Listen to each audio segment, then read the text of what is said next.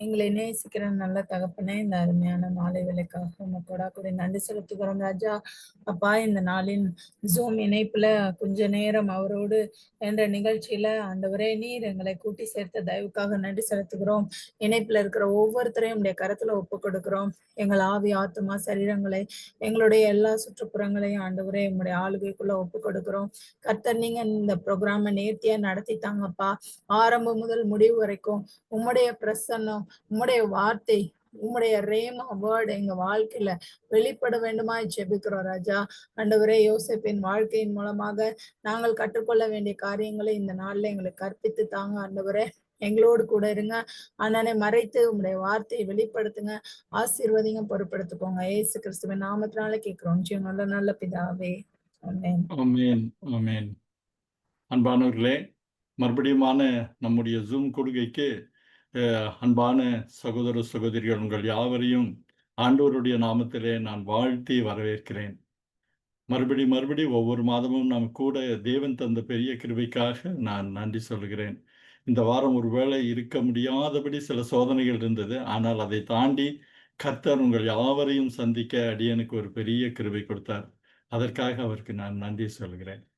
அன்பானவர்களே, நாம் யோசேப்புடைய வாழ்க்கையின் 2வது பகுதியை நம்ம பார்த்து கொண்டிருக்கிறோம். போன வாரம் யோசேப்பு பகுதி 1ஐ நம்ம பார்த்தோம். இப்போ இந்த வாரம் நம்ம பகுதி 2ஐ நம்ம பார்க்க போகிறோம். பகுதி 2ஐ பார்க்கும் முன்பாக பகுதி 1ல் நாம் என்னென்ன பார்த்தோம் என்கிறதை ஒரு சுருக்கமாக பகுதி 2ஐ தொடர்வதற்கு வசதியாக நான் சொல்லப் போறேன். பகுதி 1ல நாம ஏன் யோசேப்பை பார்க்க முடிவு செய்தோம்னு பார்த்தோம். ஏன்னா யோசேப்புடைய கதை ஆதியாகமத்து கதைகள்ல மிகவும் எல்லாரும் பரிச்சயமான ஒரு கதை. நீங்க சண்டே ஸ்கூல்ல இருந்து இப்ப நீங்க நிறைய பிரசங்கங்கள் கேட்டிருப்பீங்க. யோசேப்பு வாலிபனா இருந்தான், அவனுடைய பலவர்ண அங்கி அப்படின்னு கடைசியில இந்த தன்னுடைய சகோதரர்களை போஷிக்கிற வரை நீங்க எல்லாம் கேட்டு மிக பழகி போன என்ன புதுசா யோசேப்பை நம்ம தெரிஞ்சுக்க போறோம் அப்படின்ற அளவுக்கு பழகி இருக்கிற ஒரு கதை.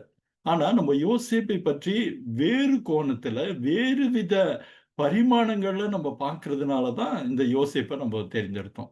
அதுல போன வாரம் நம்ம ஒரு அறிமுகமா யோசேப்பு எப்படி 3 முற்பிதாக்களிலிருந்து வேறுபட்டவன் அப்படிங்கிறத முக்கியமா பார்த்தோம். அதாவது ஆபிரகாம், ஈசாக்கு, யாக்கோபு ஆகிய நம்முடைய 3 முற்பிதாக்களிலிருந்து அந்த வரிசையில் வைக்கப்பட்டிருக்கிற யோசேப்பு எப்படி வித்தியாசமாக இருந்தான் அப்படின்னு சொல்லி பார்த்தோம்.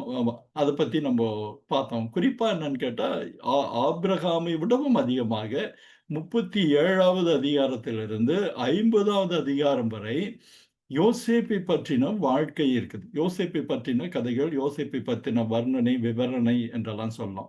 அப்போ ஒரு ஒரு விசுவாசிகளின் தகப்பன் என்று சொல்லப்படுகிற ஆபிரகாமை காட்டிலும் கூட, ஆபிரகாமுக்கு நீங்க சொல்லப்போனா ஒரு 167 நினைக்கிறேன் நானு. 167 தடவை நம்ம பார்த்திருந்தா கூட, யோசேப்பை நம்ம பார்க்கிறப்போ நம்ம எத்தனை தடவை பார்க்கிறோம்னா 257 முறை நம்ம பார்க்கிறோம்.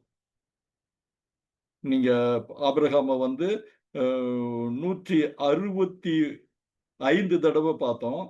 ஆனா இது நம்ம யோசேப்பை பத்தி 257 தடவைகள் நம்ம பார்க்கிறோம். இதெல்லாம் ஒரு சின்னது. அப்புறம் எத்தனை தடவை ஆபிரகாம் ஆண்டவர் நேரடியா சந்தித்தாரு, ஈசாக்கு எப்படி சந்தித்தாரு. ஆனா யோசேப்பை பொறுத்தவரை அவர்களுக்கு கொடுத்த தரிசனத்தை போல இவர்களுக்கு இல்லாமல் வேறு ஒரு பரிமாணத்துல ஆண்டவர் யோசேப்போடு இடைப்பட்டார் அப்படிங்கிறதையும் நம்ம பார்த்தோம். அது உங்களுக்கு எல்லாருக்கும் இருக்கும்.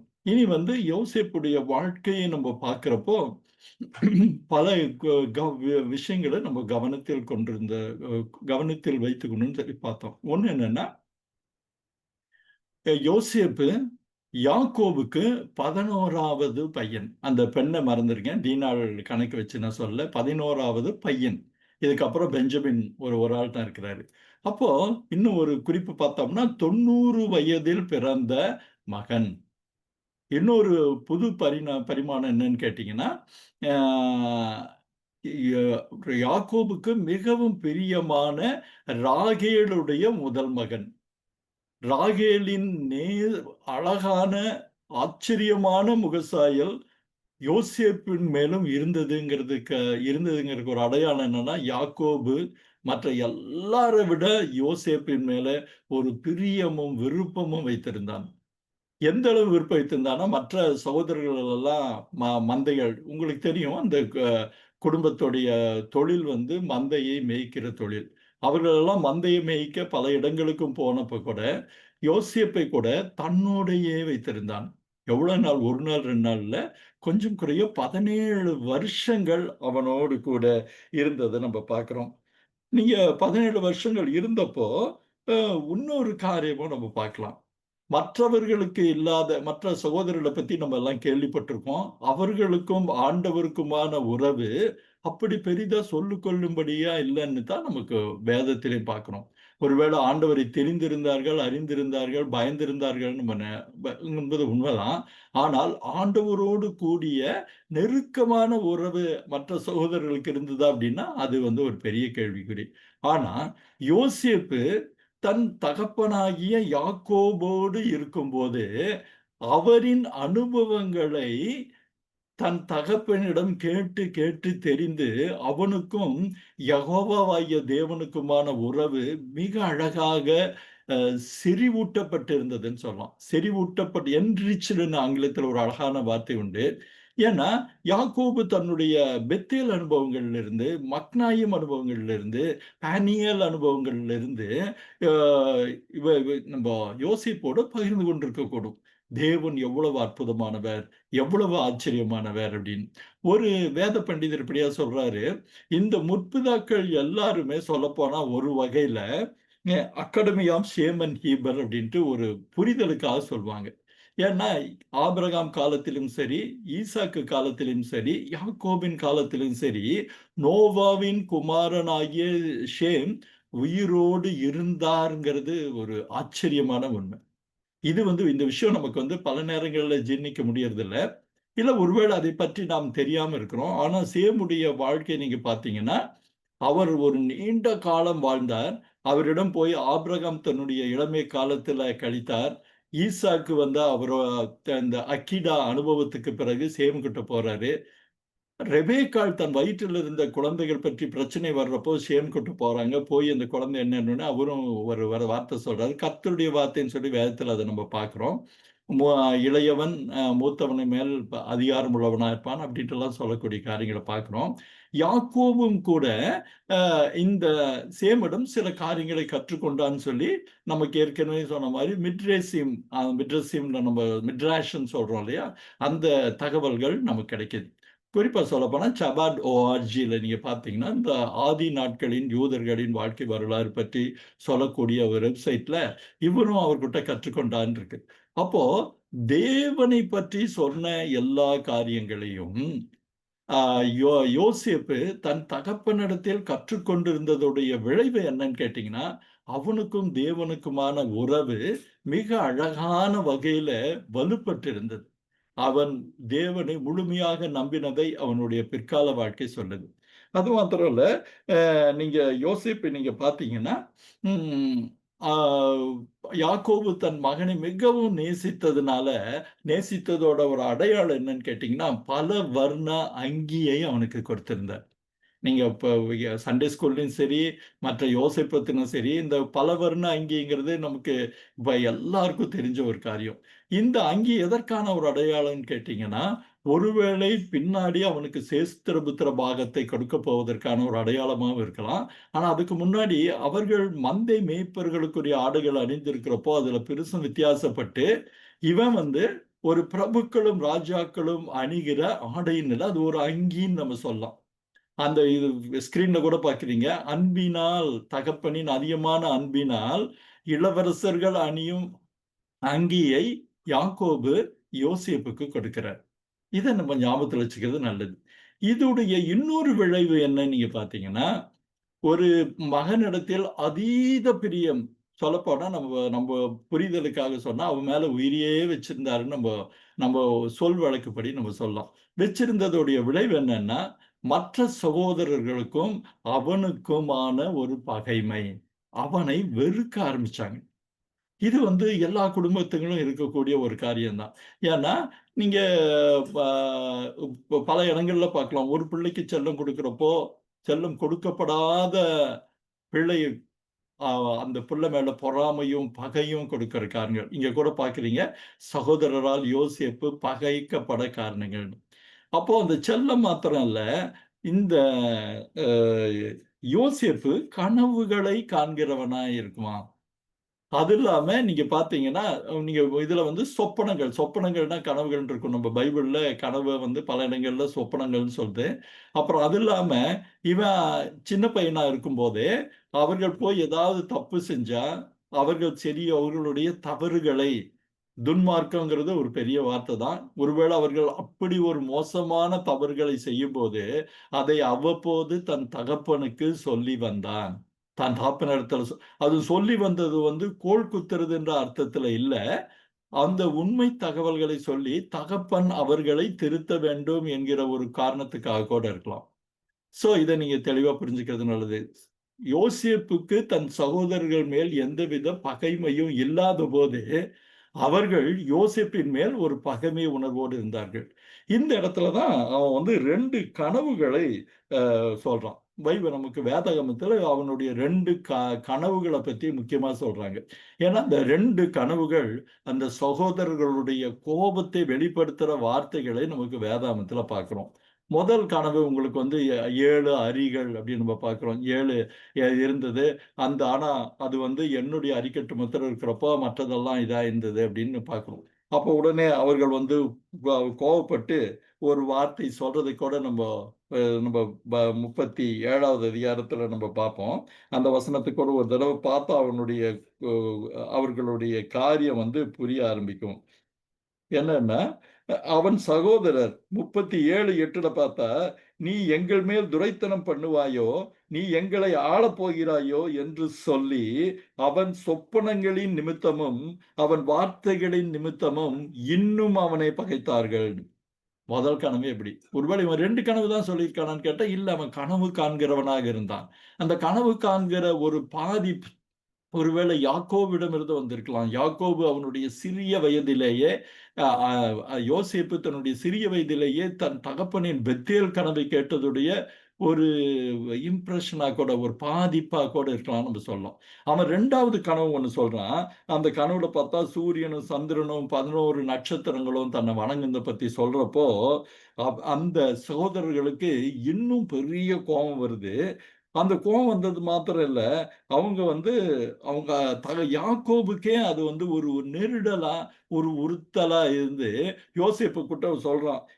நீங்க 37:10 பார்த்தீங்கன்னா, நான் கண்ட இந்த நானும் உன் தாயாரும் தரை மட்டும் குனிந்து உன்னை வணங்க வேண்டுமோ என்று கடிந்து கொண்டான். அவன திட்டுறான். ஆனாலும் ஒரு வார்த்தை நம்ம கவனிக்கிறது நல்லது. நீங்க பார்த்தீங்கன்னா, 11வது வசனத்துல பின்பகுதியில இருக்கு. அவன் தகப்பனோ, அவன் சொன்னதை எல்லாம் மனதில் வைத்துக் கொண்டான். பிற்பாடு இந்த கனவு எப்படி நனவாகிறது என்பதை நம்ம பிறகு வரப்போற அத்தியாயங்கள்ல நம்ம பார்க்க போறோம். அப்போ யாக்கோபு இந்த கனவை மனதிலே, நினைவிலே வைத்திருந்தான்கிறத நம்ம பார்க்கிறோம். இந்த சூழ்நிலையில சகோதரர்கள் இவனை பாய்க்கிறார்கள். இவங்கள பாய்க்கிறப்போ, அ இவன் வந்து அது தெரியாம தன் யெகோவா பத்தின காரியங்கள தன் தகப்பனிடம் கேட்டுட்டு, அவருக்குரிய பக்தி அன்போடு வளர்ந்து இருக்கிற 17வது வயதுல சொல்லப்போனா அவனுடைய டீனேஜ் உடைய ஸ்டார்ட்டிங்ல ஒரு காரியம் நடக்குது. நீங்க பார்த்தீங்கன்னா, சீகேமில் இருக்கிற சகோதரர்களை போய் பார்த்து வா அப்படின்னு சொல்லி யாக்கோபால அனுப்பப்படுறார்.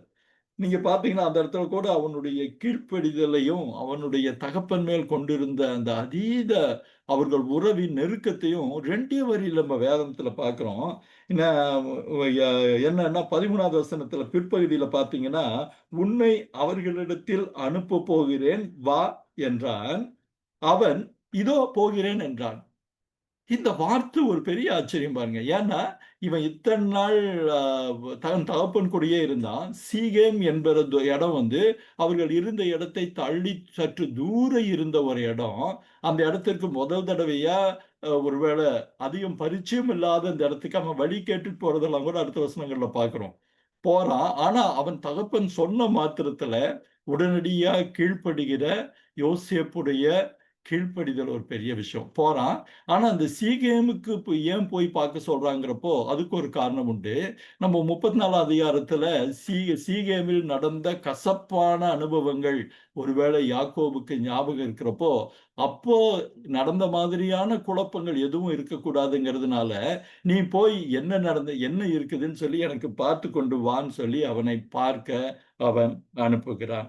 இதோட நம்ம வந்து நம்ம போன வாரம் பார்த்து முடிச்சோம்னு சொல்றோம். நீங்க வந்து இன்னொரு காரியத்தை கூட நம்ம பார்த்தோம். 13ல நீங்க பார்த்தீங்கன்னா, அந்த காரியம் வந்து ஒருவேளை வேறு ஆராய்ச்சிகள்ல ஒருவேளை நீங்கள் கேட்டிருப்பது கொஞ்சம் அபூர்வமா இருக்கும். ஏன்னா இந்த காரியத்தை நான் முக்கியமா வலியுறுத்த விரும்புகிறேன். நம்முடைய இந்த Zoom மீட்டிங்ல வந்து ஒருவேளை இதுவரை கேட்டறியாத சில தகவல்களை கர்த்தர் உங்களுக்கு சொல்ல அடியேனுக்கு ஒரு வாய்ப்பு கொடுத்திருக்கிறாருங்கிறதுக்காக அவரை நான் நன்றியோடு துதிக்கிறேன். ஏன்னா இந்த பகுதியில மாத்திரம் தான் நம்ம யாக்கோபு, இஸ்ரவேல் அந்த 2 வார்த்தைகள் பயன்படுத்துகிறதை பற்றி மறுபடியும் பார்த்தோம். அப்போ யாக்கோபு உதாரணத்துக்கு பார்த்தீங்கன்னா, முதல்ல யாக்கோபுன்னு ஆரம்பிக்கிறது 13வதுல வந்து 13வது வசனத்துல இஸ்ரவேல் அப்படின்னு வருது. திரும்ப இஸ்ரவேல் வருது. மறுபடி கடைசியில பார்த்தீங்கன்னா யாக்கோபுன்னு முடியறத பார்க்கிறோம். அப்போ எதற்கு யாக்கோபுன்னு சுவிட்ச் ஓவர் ஆச்சு, இஸ்ரவேல்னு சொல்லி மாறுச்சு அப்படின்னு நீங்க பார்த்தீங்கன்னா, ஆவிக்குரிய காரியங்களை பற்றி பேசும்போது இஸ்ரவேல் என்னும், மற்ற எமோஷனலான காரியங்களை பேசுறப்போ யாக்கோபுன்ற பெயரையும் மோசே பயன்படுத்துகிறார். நமக்கெல்லாம் தெரியும் ஆதியாகமம் மோசேயினால எழுதப்பட்டதுங்கிறது நம்ம விசுவாசிக்கிறோம். இன்றைக்கு பலர் பலவிதமான ஜேஇடிபி தியாலஜின்னு அது எல்லாமே சொன்னாலும் நம்முடைய விசுவாசம் மோசே தான் இந்த பகுதி வேதாகமத்தின் தோராவை தொகுத்ததுங்கிறத நம்ம விசுவாசிக்கிறோம். அப்போ மோசே இந்த 2 வார்த்தைகளை மாற்றி மாற்றி பயன்படுத்துவதற்கு ஒரு ஆழமான இறையியல் காரணம் இருக்கு. ஒருவேளை நம்ம மேற்பார்வையில படிக்கும்போது அது நமக்கு புரியறதில்லை, நம்ம அதை கூட நம்ம கவனிக்கிறது இல்லைங்கிறது கூட ஒரு வகையில் உண்மையா இருக்கலாம். யாக்கோபுன்னு வந்து ஏன் திடீர்னு இஸ்ரவேல்னு மாறுது, இஸ்ரவேல்ன்னு இருக்கு திரும்ப ஏன் யாக்கோபுன்னு மாறுது. அப்போ இது நீங்க பார்த்தீங்கன்னா திரும்ப 43வது அதிகாரத்துல வரும் பல வசனங்களை பற்றி நம்ம பார்த்தோம். இதற்கான காரணங்கள், இதற்கான உறவுகள் என்னன்னு சொல்லி அது எவ்வளவு அழகா எவ்வளவு உள்ளார்ந்த அர்த்தத்தை துணிக்கிற வகையில மோசே அதை வந்து எழுதி இருக்கிறாருன்னு பார்க்கிறப்போ ஒரு பெரிய பிரமிப்பு. வேதமே ஒரு பெரிய பிரமிப்பு தான். வேதத்தின் காரியங்கள் ஒருவேளை நிறைய அற்புதங்களை அடக்கி வச்சிருக்குது. அந்த அடக்கி வச்ச காரியங்களை நாம் மேற்பார்வைக்கு பார்க்கும்போது நம் கண்களுக்கு புலப்படுகிறது இல்லை. ஆனா ஒருவேளை ஆவியானவருடைய ஒத்தாசையோடு நாம் ஆழமாய் பார்க்கும்போது உள்ளே ஒளிந்திருக்கிற அநேக அற்புதங்களும் ஆச்சரியங்களும் நமக்கு காத்திருக்குதுங்கிறது தான் போன தடவை இந்த யாக்கோபு இஸ்ரவேல் அந்த காரியத்தை நம்ம சொன்னோம். அது முழுக்க முழுக்க உண்மை. அன்பானவர்களே, இந்த ஒரு இப்படியான ஒரு நுணுக்கமான காரியங்களோடு நம்ம வேதத்தை பார்க்கும்போது 37 அதிகாரம் வந்து ஏன் ரொம்ப ஸ்பெஷல் 37ங்கிறது அதை பத்தி கூட சில காரியங்கள் பார்த்தோம். அதை பத்தி நம்ம இப்ப ரிப்பீட் பண்றது இல்ல. 37 என்கிற எண் வேதத்தில் எப்படியெல்லாம் வந்திருக்குது, 37ங்கிறது ஒரு எப்படி ஒரு ஸ்பெஷல் அப்படிங்கிறத வந்து வேதத்தின் பல பகுதியிலிருந்து கூட நம்ம பார்த்தோம். ஆக இப்ப நம்ம 37 முடிஞ்ச உடனே நம்ம 39க்கு போறோம். 38 நம்ம பார்க்க போவது இப்போதைக்கு பார்க்க போவதில்லை. நடுவுல ஒரு வேளை சில ரெஃபரன்ஸுக்காக அதை பார்க்கலாம். ஏன்னா அந்த 38வது அதிகாரத்துல யோசேப்போ யாக்கோபோ இல்ல, இன்னொரு சகோதரன் தொடர்பான ஒரு காரியங்கள் இருக்கு. அது வந்து ஒரு ஒப்புமையாக சொல்லப்பட்டதுன்னு பார்க்கிறோம். ஆனா இப்ப நம்ம நேரடியா ஆதியாகமம் 39வது அதிகாரத்துக்கு நம்ம போவோம். இந்த 39வது அதிகாரம் ரொம்ப ரொம்ப ரொம்ப வித்தியாசமான ஒரு விசேஷமான அதிகாரங்கிறது ஒரு ஆச்சரியமான ஒருவளை நாம் அறிந்திராத உண்மை. சில வேத பண்டிதர்கள் சொல்றாங்க இந்த 39வது அதிகாரம் மிக அழகாக ஒரு குறுநாவலை போல தொகுக்கப்பட்ட ஒரு பகுதி. எந்த அளவுக்குன்னு கேட்டீங்கன்னா முழு ஆதியாகமம் முழுக்க பார்த்தீங்கன்னா இந்த அளவு ஒரு இலக்கிய ஒழுங்கோடு நல்லா கவனிங்க. இதுல என்ன கதை இருக்குன்றலாம் பல பேர் நினைக்கக்கூடும். நீங்க வந்து இலக்கியங்கள் படிச்சவங்க, இலக்கிய நாலேஜ் உள்ளவங்க, இலக்கிய பத்தின ஒரு தெளிவு இருக்கவங்களுக்கு நான் சொல்ற காரியங்கள் வந்து புரியக்கூடும். மற்றவர்களுக்கும் நான் சொல்றேன் நானு. அப்படி இல்லாதவங்களுக்கும் கூட அப்படி இல்லாத இருக்கிறதுக்கு வாய்ப்பும் உண்டு. அந்த இலக்கியத்துல சில பகுதிகளை வந்து வரையறுக்கிறப்போ அந்த பகுதி இப்படி இருக்கணும், ஒரு குறுநாவல்னா இப்படி இருக்கணும், ஒரு கவிதைனா இப்படி இருக்கும்னு சொல்லி பல வகை வரையறைகள் உண்டு. அப்படிப்பட்ட வரையறைகளோடு மிக நேர்த்தியாக அமைந்த ஒரு அதிகாரம் இந்த 39வது அதிகாரம். நீங்க பார்த்தீங்கன்னா, நீங்க ஒருவேளை இந்த நிகழ்ச்சி முடிஞ்சதுக்கு அப்புறம் ஒருவேளை இது திரும்ப நீங்க படிச்சீங்கன்னா, அழகான ஒரு துவக்கம் இருக்கும். நடுவுல ஒரு உடல் இருக்கும். கடைசியில பார்த்தீங்கன்னா, ஒரு முடிவு இருக்கும். அவ்வளவு அழகாக தொகுக்கப்பட்ட ஒரு காரியம். அப்போ இந்த வசனங்கள்ல என்ன அழகு என்னதுன்னு பார்த்தீங்கன்னா, இதில் வார்த்தைகளுக்கு நடுவில் பொதிந்திருக்கிற ஏராளமான காரியங்களை நம்ம ஒருவேளை பார்க்கிறது ரொம்ப ஆச்சரியமா இருக்கும். அததான் நம்ம பார்க்க போறோம். அதுக்கு முன்னாடி வந்து 1, 2 காரியங்கள வந்து சுவாரஸ்யமான காரியங்கள வந்து நான் சொல்லணும்னு ஆசைப்படுறேன். ம் அ இந்த பகுதிய பத்தி ஒரு ஒரு ரபி ஆ ஒருத்தர் வந்து இப்படியாக ஒரு காரியத்த சொல்றாரு. அ அதாவது இந்த பகுதியில நீங்க அவர் பேரு யாக்கோவ் ப்ரவுன் அப்படின்னு பேரு. அவரு இந்த பகுதிய பத்தி சொல்றப்போ, ஒரு காரியத்த ரொம்ப அழகா சொல்றாரு. நீங்க இந்த பகுதியில ஒரு முதல் வசனத்த எடுத்து பார்த்தீங்கன்னா, நீங்க பார்த்துக்கங்க. ம் அ நீங்க வந்து யோசேப்புன்ற பேருக்கு ஆடட் மெர்சி அப்படின்னு ஒரு அர்த்தம். ய எகிப்துக்கு வந்து மிஸ்ட்ரி அப்படின்னு சொல்வாங்க. நீங்க கீழ கூட பாருங்க. இஸ்மலைட்ஸ் அப்டின்னா, அது சாரி நீங்க இப்ப ஸ்கிரீன்ல பார்க்கிறீங்க. யோசேப்புங்கிறது வந்து ஹீப்ருல வந்து யூசோஃப்ன்னு வரும். அந்த யூசோஃப்க்கு வந்து என்ன அர்த்தம்னு கேட்டீங்கன்னா, மெர்சி வாஸ் ஆடட். இரக்கப்பட்டார். இரக்கம் கூட கொடுக்கப்பட்டதுன்னு இருக்கு. ஈஜிப்டுக்கு வந்து என்ன ஒரு பேர்ன்னு கேட்டீங்கன்னா, மிட்சராமா. அதாவது லேண்ட் ஆஃப் டபுள் ஸ்ட்ரெஸ். அது இன்னும் நம்ம புரியறதுக்கு பார்த்தோம்னா, அதிகம் அழுத்தத்திற்குள்ளான ஒரு பூமின்னு. இஸ்மலைட்ஸுக்கு ஒரு அர்த்தம் உண்டு. அதுக்கு வந்து நீங்க ஹீப்ருல பார்த்தீங்கன்னா, எஷிலியாஸ் அப்படின்னு பேரு. நீங்க வந்து ஆபிரகாம் அந்த இதுல நீங்க பார்த்தீங்கன்னா, அவனுடைய குரல வந்து ஆண்டவர் கேட்கிறார். பிள்ளை அழுத சத்தத்தை கேட்டார்ன்னு சொல்லிட்டு அவனுக்கு இஸ்மவேல்ன்னு பெயர் வைக்கிறாங்க. அப்போ அந்த பெயருக்கு என்ன அர்த்தம்னா, one who heard from God. கடவுளிடமிருந்து கேட்டது அப்படின்னு. இப்போ இந்த அர்த்தங்களை நம்ம ஆதியாகமம் 39:1ல நீங்க வச்சு பார்த்தீங்கன்னா, ஆ ஒரு ஒரு ஆச்சரியமா இருக்கும். அந்த ஒரிஜினல் வசனத்த பார்த்தீங்கன்னா, யோசேப்பு எகிப்துக்கு கொண்டு போகப்பட்டான். பார்வோனுடைய பிரதானியும், தலையாரிகளுக்கு அதிபதியுமாகிய போத்திபார் என்னுவர் எகிப்து தேசத்தில் அவனிடத்திற்கு கொண்டு வந்த இஸ்மவேலரிடத்தில் விலைக்கு வாங்கினான். அப்படின்னு நம்ம சாதாரணமா படிக்கக்கூடிய ஒரு முதல் வசனம், இந்த அர்த்தங்களை நம்ப அந்த ஏதாவது யோசேப்புங்கிறதுக்கு பதிலா இரக்கம், மெர்சி வாஸ் ஆடட். இது ஒருவேளை தமிழ்ல விட ஆங்கிலத்துல வந்து ரொம்ப அழகா இருக்குன்னு நான் நினைக்கிறேன். ஏன்னா தமிழ்ல சொல்றப்போ ஒருவேளை எந்த அளவு நீங்க விளங்கிக்கிட முடியும்னு தெரியல. நீங்க பார்த்தீங்கன்னா, mercy was added to the land of Egypt via the hand of Ishmaelites அப்படின்ட்டு. அதாவது இஸ்மவேலர்கள் வழியாக எகிப்துக்கு இரக்கங்கள் கொடுக்கப்பட்டது அப்படின்னு நம்ம பண்ணலாம். இன்னும் கூட நீங்க தெளிவா புரியறதா இருந்தா, mercy was added to the land of Egypt. அந்த முழு அர்த்தத்த பாருங்க. To the double stress via one who heard from God. இது ஒரு ஆச்சரியமா எனக்கு இந்த ராபி யாக்கோப் ப்ரவுன் அவருடைய அந்த விளக்கங்கள பார்த்த உடனே, உண்மையா நேத்து பார்த்தப்போ நான் ஆண்டவருக்கு நன்றி சொன்னேன். ஆண்டவரே இத்தன நாள் நான் இத பார்க்கல சாமி. பார்க்கவே வாய்ப்பில்லன்னு. அவர் ஒரு ரபியா இருக்கிறதுனால பல நேரங்கள்ல வார்த்தைகளுக்கான அர்த்தங்கள் வந்து அர்த்தங்களை புரிஞ்சு அந்த பகுதிய நம்ம பார்க்கிறப்போ, ஒரு பெரிய பிரமிப்பு. இத பார்க்கிறப்போ எனக்கு இன்னொரு காரியம் ஞாபகம் வருது. ஒருவேளை இதற்கு தொடர்பு இல்லாட்டி கூட, இந்த காரியம் தொடர்பான ஒரு காரியம். அதாவது ஆதியாகமத்திலேயே சுவிசேஷம் சொல்லப்பட்டிருக்கிறது அப்படிங்கிறத ஒரு பிரபல சக் மிஸ்லர் அப்படின்னு சொல்லிட்டு ஒரு பெரிய ஸ்காலர் இருக்காரு. எனக்கு ரொம்ப பிடிச்சமான ஒரு ஸ்காலர்ஸ்ல அவரு ஒருத்தர். அவர் வந்து எங்க சுவிசேஷம் சொல்லப்பட்டிருக்குன்னு பார்த்தீங்கன்னா, சேமின் வரலாறுன்னு சொல்லி ஆதியாகமம் 5வது அதிகாரத்துல சேம் இவரை பெற்றான், மக்கபலாவை பெற்றான், நோவாவை பெற்றான் வரைக்கும் வரும். அப்ப பார்த்தா, மக்களாகிகளுக்கு வந்து என்னன்னா, இவன் காலத்தில் இது நடக்கும்னு ஒரு இதுக்கு மாத்திரம் தான் அர்த்தம் இருக்கு. நடுவுல யாரு, எது இதுக்கெல்லாம் வந்து அர்த்தங்கள் வேதாந்தத்துல சொல்லப்படல. ஆனா, அந்த 10 பெயர் வருது இல்லையா? அந்த 10 பெயருக்கான அர்த்தங்களை நீங்க தொகுத்து பார்ப்பீர்கள் என்றால், மனுஷனுடைய கஷ்டம் அதிகமா இருந்தது.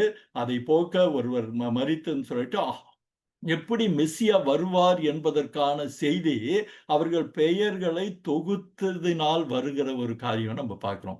அதுவும் ஒரு பெரிய ஆச்சரியத்தையும் பிரமிப்பையும் கொடுத்தது. அப்போ என்னன்னா, நம்ம வேதத்தை படிக்கிறோம். ஒருவேளை அந்த வார்த்தைகளின் அர்த்தங்களை ஒருவேளை நம்ம புரிந்து கொண்டு இது எல்லாருக்கும் இப்ப இருக்கிற அவசர சூழ்நிலையில சாத்தியமாங்கிறது எனக்கு தெரியல.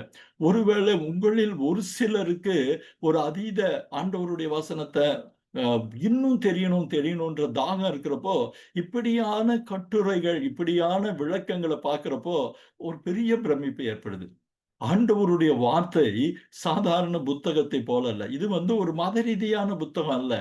ஆண்டவருடைய வார்த்தை ஜீவனுள்ள தேவனுடைய வார்த்தையை ஆவியானவர் அற்புதமா வார்த்தைப்படுத்தி இருக்கிறாருங்கிறப்போ, அதற்கு நிச்சயமாகவே பல பரிமாண அர்த்தங்கள் உண்டு. நம்ம சாதாரணமா உலக பிரகாரமான ஒரு செய்யுளுக்கே பல டைமென்ஷன்ல அர்த்தங்கள பார்க்கக்கூடிய காலகட்டத்தில் இருக்கும். பல பேர் அப்படியே அதை விளக்கம் சொல்றாங்க. அப்போ வேதாகமத்தில் ஆவியானவருடைய வார்த்தைகளுக்கு இப்படியான விளக்கங்களை பார்க்கிறப்போ, அது உண்மையிலேயே ஒரு பெரிய பிரமிப்பு. இதுல இன்னொரு காரியமும் இருக்கு. இதுல பல இடத்துல கர்த்தர் யோசேப்போடு கூட இருந்தாருங்கிறப்போ, கர்த்தர்ன்ற ஒரு வார்த்தைக்கு ஹஷேம் அப்படின்னு பயன்படுத்துறாங்க. அதுக்கு யாவே என்பதற்கான அடையாளம். ஸ்கிரீன்ல அதை நீங்க பார்க்கிறீங்க. ஹஷேம் ஹஷேம் அதுக்கு நீங்க பார்த்தீங்கன்னா, யாவே என்ற தேவனுடைய பெயரை அதற்குரிய மரியாதை நிமித்தமாக நேரடியாக உச்சரிக்காமல் யூதர்கள் பயன்படுத்தும் ஒரு பெயர் அப்படின்ட்டு இருக்கு.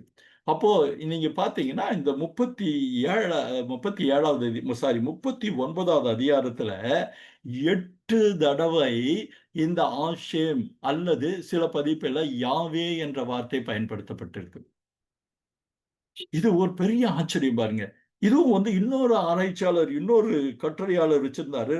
டாக்டர் ராபர்ட் ஹேட்டன் அவருடைய இந்த 39வது அதிகாரத்துக்கான விளக்கத்தை பார்க்கிறப்போ, இந்த அதிகாரத்துல மாத்திரம் தான் யாவேன்ற பதம் 8 முறை பயன்படுத்தப்பட்டிருக்கு. இந்த 8 முறை பயன்படுத்தப்பட்டது என்ன ஒரு விசேஷம் கேட்டீங்கன்னா, நீங்க முற்பிதாக்களின் காரியங்கள்ல பார்க்கிறப்போ, கர்த்தர் நேரடியாக தரிசனம் மூலமாக வந்தார். உதாரணத்துக்கு 19வது அதிகாரத்துல போனா, நான் எல் ஷடாய் ஆகிய கர்த்தர் அப்படிங்கிறார். திரும்ப 35வது அதிகாரத்துல யாப்பு கூட பேசுறப்போ, நான் எல் ஷடாய் ஆகிய கர்த்தர் அப்படின்னு வர்றாரு. ஆனா இந்த நம்ம ஏற்கனவே நேற்று போன வாரம் பார்த்த வண்ணமாக தேவன் நேரடியாக யோசேப்போடு பேசவே கிடையாது. ஆனா அவருடைய பிரசன்னம் இருந்தது என்பதற்கான ஒரு அடையாளம் மற்ற அதிகாரங்களில் இல்லாதபடிக்கு யாவே என்கிற ஒரு வார்த்தை அல்லது அஷேம் என்கிற வார்த்தை 8 முறை இந்த 37வது அதிகாரத்துல வருகிறத நம்ம பார்க்கிறோம். நீங்க ஒருவேளை உங்க வேதத்தை நீங்க பைபிள் கையில வச்சிருந்தீங்கன்னா, அதை கர்த்தர் கர்த்தர் கர்த்தன்ற வார்த்தை தான் நமக்கு இதுல நம்ம பார்க்கணும். நம்ம அதை யாவே அல்லது இதுன்னு பார்த்துக்கலாம். அதே நேரத்துல இன்னொரு ஆச்சரியமும் இருக்கு. நீங்க யோசேப்பு போத்திபார் மனைவி கூட பேசுகிறப்போ அவன் சொல்றான் ஒரு வார்த்தை, நீங்க தேவனுக்கு விரோதமாய் போகலாமா அப்படின்னு சொல்லி 9வது அதிகாரத்துல சொல்றான் பாத்தீங்களா?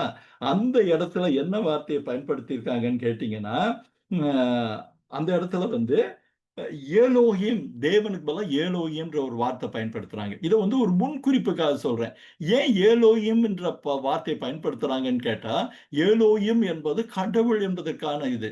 அவகிட்ட இவன் என்ன சொல்ல, ஆசேம் அப்படின்னு வார்த்தையை சொல்ல, யாவேன்னு சொல்ல, அவளுக்கு புரியற மாதிரி சொல்றான். கடவுளுக்கு இதை அடுக்காது, இது தேவனுக்குன்னு சொல்லி நம்ம வார்த்தை இருக்கு. ஆனா ஒரிஜினல் மூல மொழியில பாத்தீங்கன்னா ஏலோஹிம்ன்ற வார்த்தை.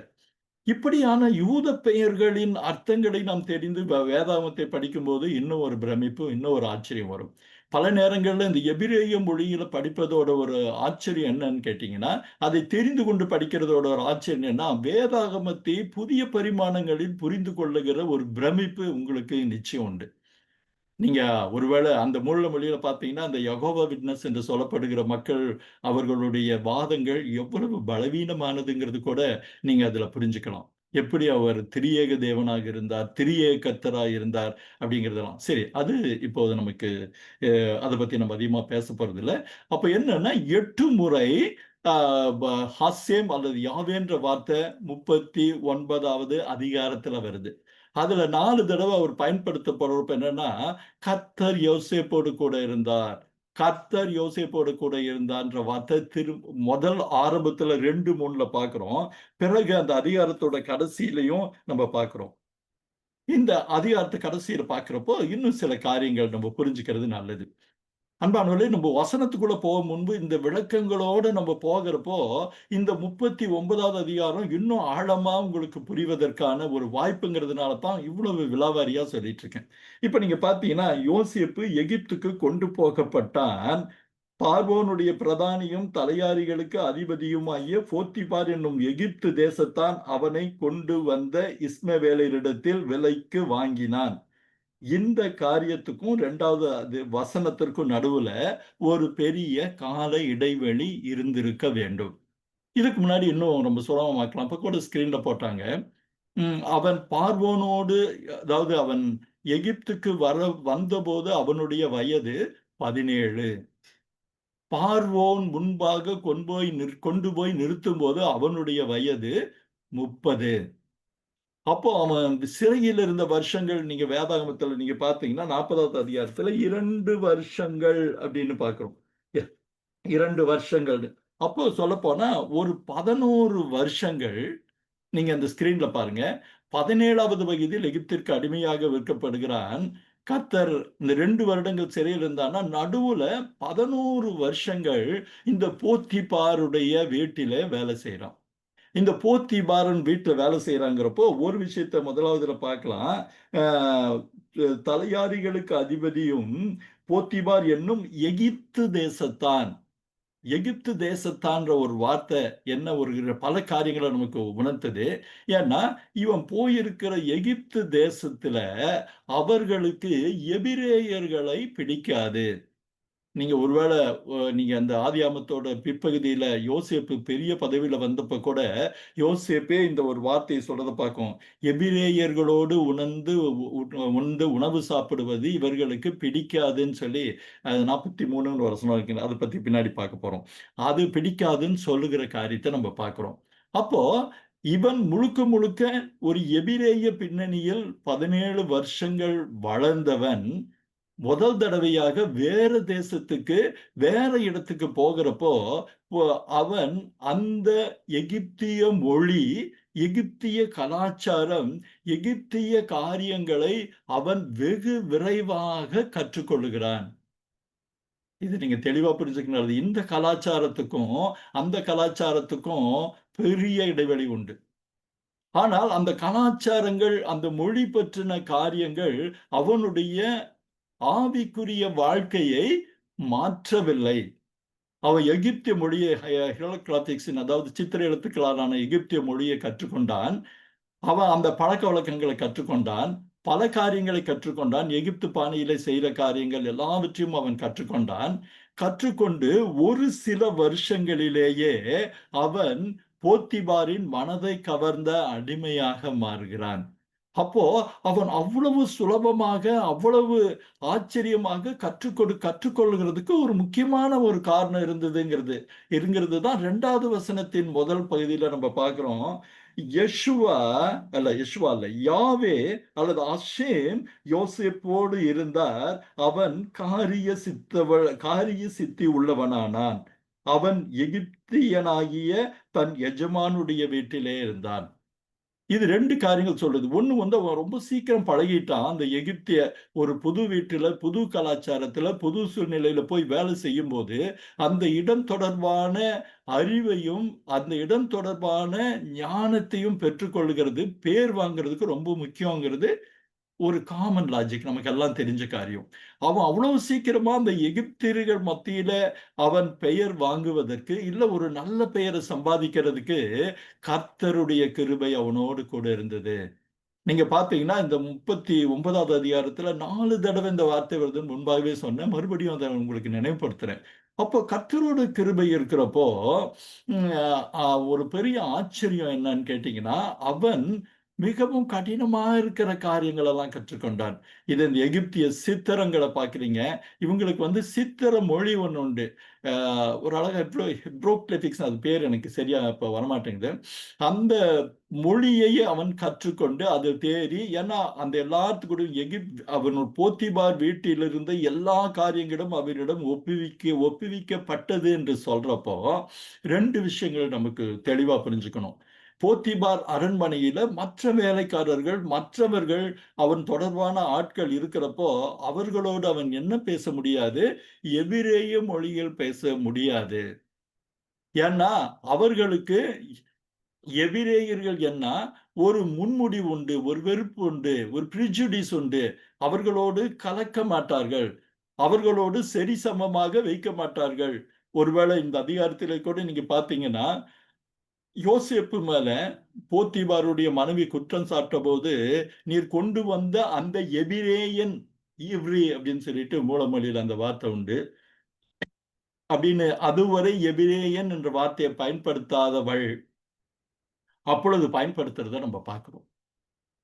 அப்போ அந்த எபிரேயனானவன் கொஞ்சம் குறைய ஒரு எகிப்தியனை போல மாறினதுங்கிறது ஆண்டவருடைய கிருபை கூட இருந்தது. ஆனால் எகிப்தியனை போல மாறினானே தவிர அவனுடைய எந்த காரியங்களையும் அவனுடைய ஆவிக்குரிய ரீதியிலே உள்ளே அது அவனுக்கு வரல.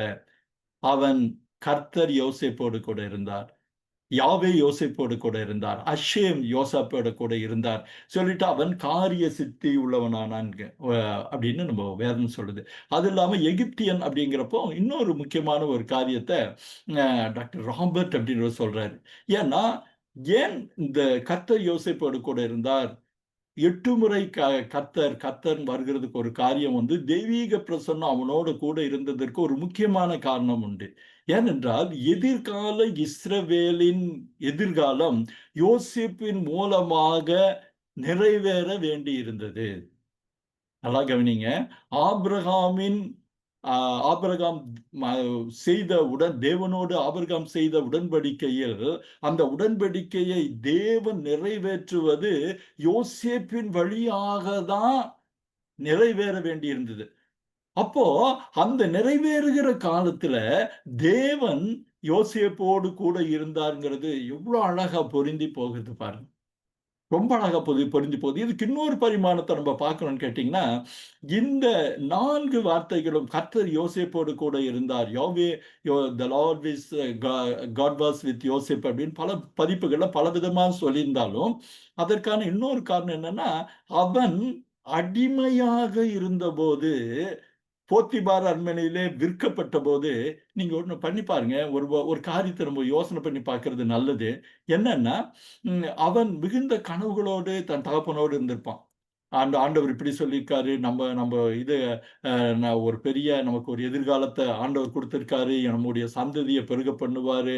அப்படி இப்படின்றாலும் நிறைய காரியங்கள் சொல்லப்பட்டு, அந்த கனவுகளோடு இருந்தவனை திடீர்னு தூக்கி அவங்க சகோதரர்களே யாரு அவனுக்கு ஆதரவு தரணுமோ அவங்களே குழியில போட்டு, அந்த குழியிலிருந்து எடுத்து மறுபடி வந்து இஸ்மவேலர்களிடத்தில் விற்று, ஒரு அடிமையாக இருக்கும்போது அவனுடைய இருதயம் ஒரு நாளும் முறுமுறுக்கவில்லை.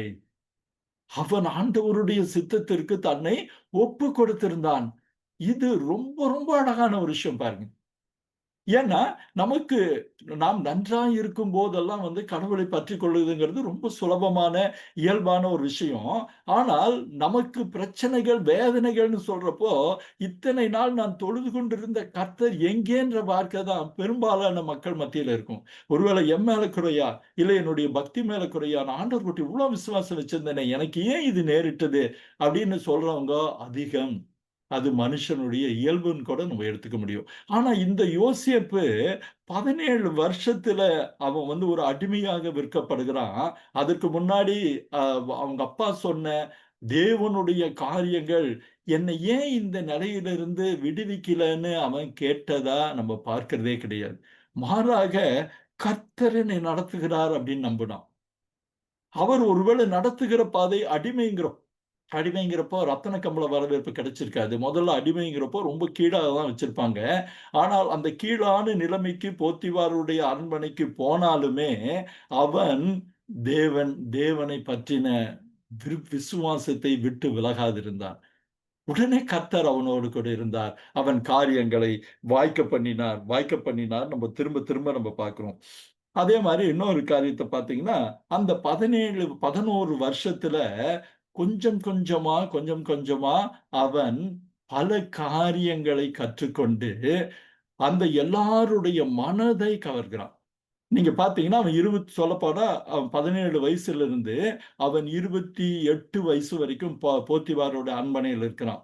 அவன் நன்றாக பழகி அவன் ஒவ்வொரு காரியமா அவன் முன்னேறும்போது ஒரு வருஷங்கள் ஓடிக்கொண்டே இருக்கு. ஒரு டீனேஜரா ஒரு இளம் வாலிபனா போத்திபாருடைய அரண்மனைக்குள் நுழைந்தவன் ஒரு அழகனாக, ஒரு சௌந்தரியமிக்க வாலிபனாக, நீங்க ஒரு ஆராய்ச்சியாளர் இப்படிதான் சொல்றாரு. வேதத்துல வேற யார குறிச்சும், அதாவது பெரும்பாலும் ஆண்மகனை குறித்து சொல்லப்பட்ட வார்த்தைகள் ரொம்ப ரொம்ப ரொம்ப குறைச்சது.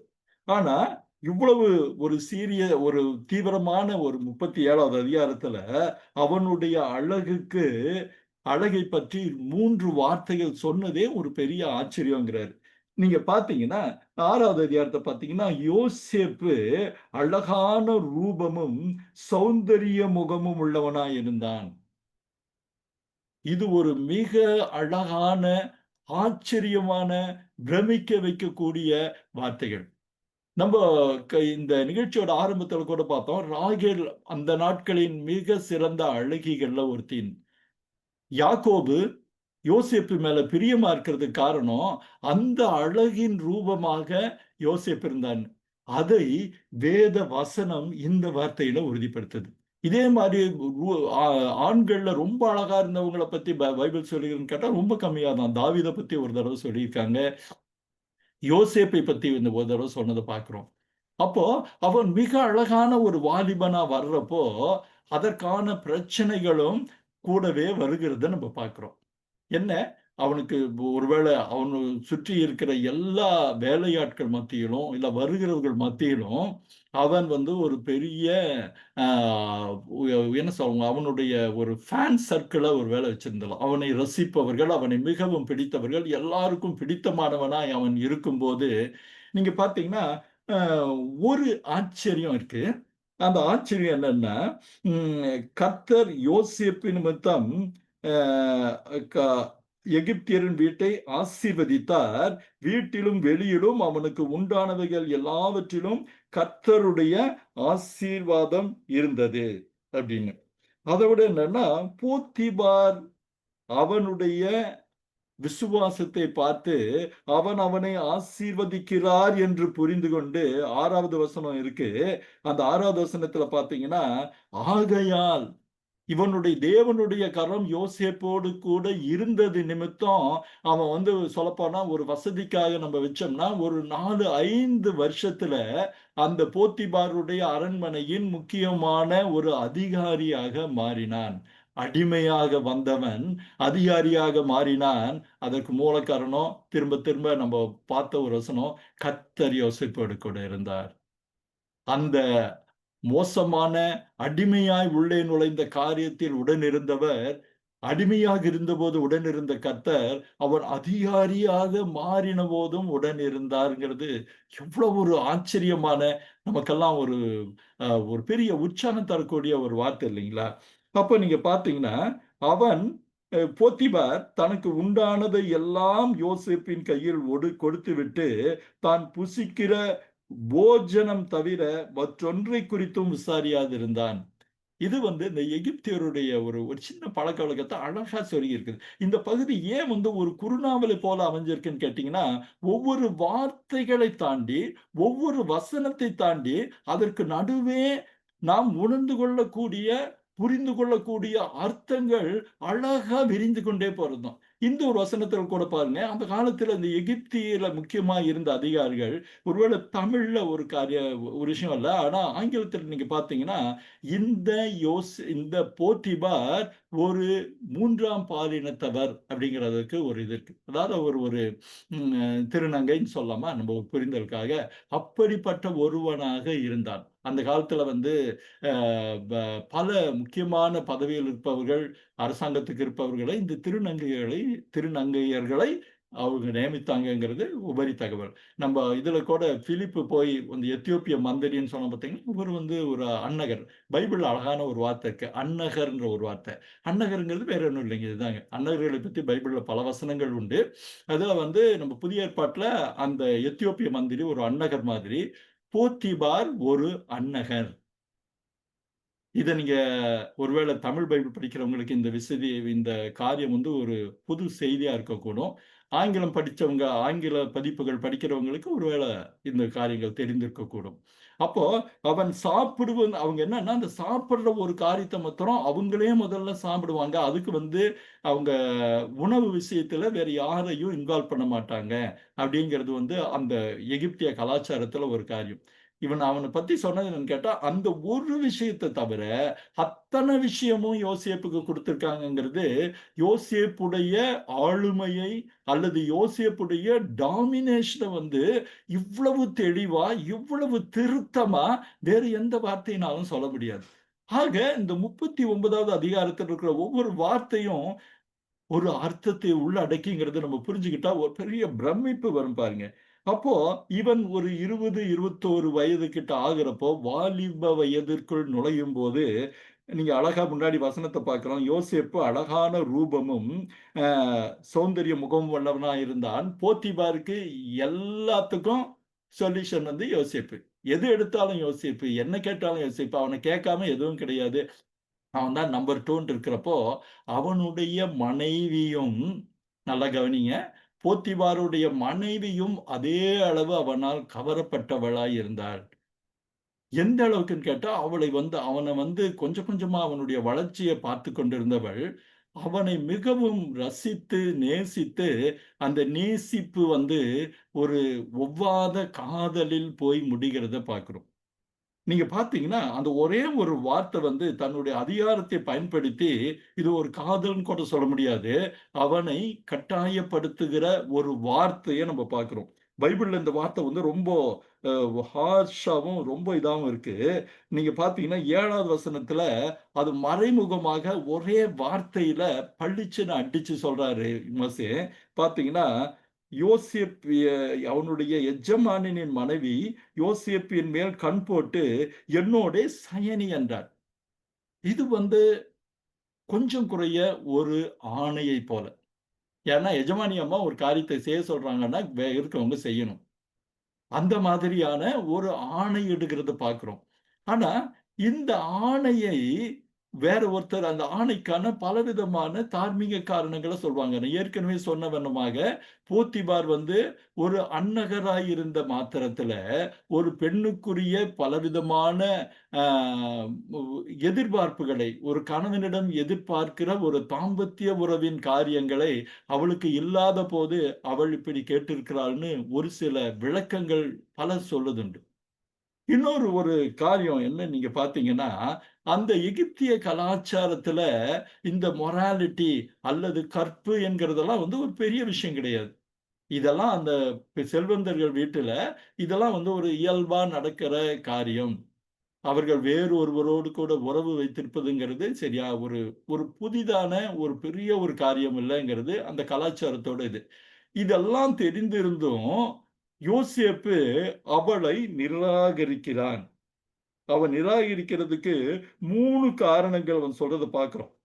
39, 8, 9ல பார்க்கலாம். 1 என்ன? இதோ என் வீட்டில் இருக்கிறவைகளில் யாதொன்றை குறித்தும் என் ஆண்டவன் விசாரியாமல் தமக்கு உண்டான எல்லாவற்றையும் என்னிடத்தில் ஒப்புவித்திருக்கிறார். எனக்கு ஒரு மிகப்பெரிய அதாவது எனக்கு மிகப்பெரிய ஒரு பொறுப்பை கொடுத்திருக்கிறார். அது எந்த அளவுக்கு பொறுப்புன்னா 2வது காரணம், இந்த வீட்ல என்னை விட பெரிய ஆள் யாரும் கிடையாது.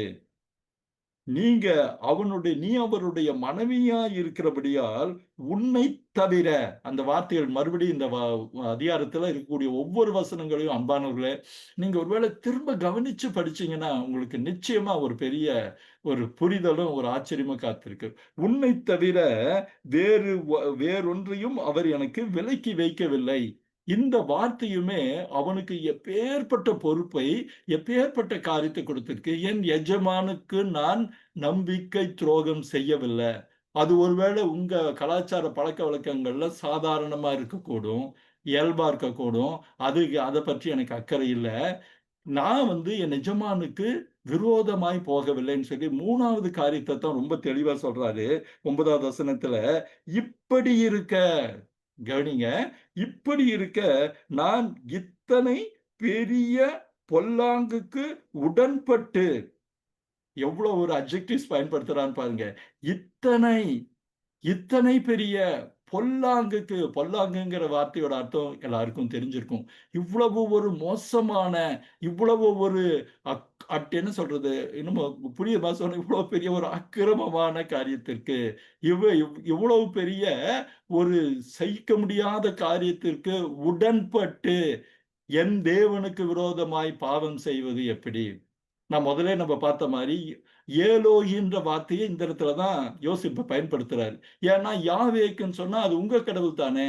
நீங்க பார்க்கணும், இந்த இதுல 8 தடவை யாவே அல்லது அஷ்ஷேம்ன்ற வார்த்தையை பயன்படுத்தினாங்கன்னு பார்க்கிறோம். அவன் அஷ்ஷேமுக்கு அப்படின்னு சொல்லி அவன் சொல்லியிருந்தா கூட அது ஒரு பொருத்தமா இருந்திருக்காது. அவன் என்ன சொன்னான், எல்லாருக்கும் பொதுவாய் புரிகிற ஏலோகிம், கடவுள். நம்ம பைபிள்ல தேவன்னு நம்ம போட்டிருக்காங்க. ஆனா ஏலோகிங்கிறது கடவுள், பெரிய கடவுள்னு அர்த்தம். இந்த ஏலோகிக்கு விரோதமாய், அப்ப என்னன்னா கடவுளுக்கு விரோதமாய் நான் ஒரு இம்மியை கூட நகர்த்த மாட்டேங்கிற மாதிரி, என் தேவனுக்கு விரோதமாய் நான் பாவம் செய்வது எப்படி அப்படின்னு கேட்கிறோம். அப்போ 3 பிரதான அழுத்தமான, ஆழமான, ஆணித்தரமான காரணங்களை சொன்ன பிறகும் அடுத்த வசனம் ஒரு ஒரு ஆச்சரியத்தை கொடுக்குது. அவன் சொல்லி முடிச்சுட்டான். சொல்லி முடிச்சோன்னு வேற ஒருத்தரா இருந்தா பேசாம போயிருப்பாங்க, இல்ல மேல கோவப்பட்டிருப்பாங்க. இவளுக்கோ கோபமும் இல்ல, ஒண்ணும் இல்ல. அடுத்த வசனத்தை பாருங்க, ஒரு ஆச்சரியத்தை கொடுக்கிற வசனம். அவள் நித்தம் நித்தம் யோசேப்போடே இப்படி பேசிக்கொண்டு, அவன் அவளோடே பேசிக்கொண்டே வந்தும், அவனை நச்சு நச்சு நச்சினாலும், ஒரு தடவை வேண்டான்னு இவ்வளோ தெளிவா சொல்லியும் அவனை திரும்ப திரும்ப வலியுறுத்த, அது அடிமேல் அடி வைத்த அம்மியும் நகருன்ற பழமொழி மாதிரி திரும்ப திரும்ப அவனிடம் கொஞ்சிக் கொண்டும் கெஞ்சிக் கொண்டும் இருக்கிற காரியத்தை நம்ம பார்க்கிறோம். யாரு? போத்திபாருடைய அழகான ஒரு மனைவி. அப்போ இருந்தும் அவன் சம்மதிக்கவில்லை. ஒவ்வொரு தடவையும் கழுவின மீன்ல நழுவின மீன் மாதிரி அவன் நழுவிக்கொண்டே போகிறான். அன்பானவர்களே, இந்த இடத்துல ஒரு சுவாரஸ்யமான செய்தியை நான் உங்களுக்கு சொல்லணும்னு ஆசைப்படுறேன். இந்த காரியம் குரானிலும் உண்டு. அந்த குரான்ல பார்த்தீங்கன்னா, நீங்க இந்த போத்திபாருடைய மனைவியின் பேர் ஜுலேகா அப்படின்னு சொல்றாங்க. ஒரு பெரிய ரோமியோ ஜூலியட் மாரி, இதுல யூசப் அப்படின்னு சொல்லுவாங்க. குரான்ல பேரு. அ ஹீப்ருலயும் யூசப் தான் வரும். இதுலயும் இதான் வரும். இந்த யூசுப், ஜுலைக்கா காதல் கதை ஒரு பெரிய கதைகள்ல வரக்கூடிய ரோமியோ ஜூலியட் மாதிரி அத பத்தி நெறைய எழுதியிருக்காங்க. இப்ப இந்த ஜுலைக்காவ பத்தி ஒரு தகவல் என்னன்னு கேட்டீங்கன்னா, அவள் ஆரம்பத்தில் கண்ட கனவுல ஒரு அழகான வாலிபன் அவளுக்கு கணவனா வரான். அந்த கணவன் எகிப்துடைய ஒரு பெரிய பிரதான மந்திரியானவன் அப்படின்னு சொல்லி அவளுக்கு கனவு வர்றப்போ, அவள் அந்த கனவில் கண்ட முகத்துக்காக காத்துக்கிட்டு இருக்கா. அந்த காத்துக்கிட்டு இருக்கிறப்போ, ஆனா போத்திபார், பார்வோனுடைய முக்கியமான மந்திரி வந்தப்போ, அவள் அவனை எப்படி திருமணம் செய்தாலும் தெரியாது. ஒருவேளை அவன் அந்நகர் ஆக்கப்பட்டது உன்னுடைய திருமணத்துக்கு முன்பா அதுவும் நமக்கு தெரியாது.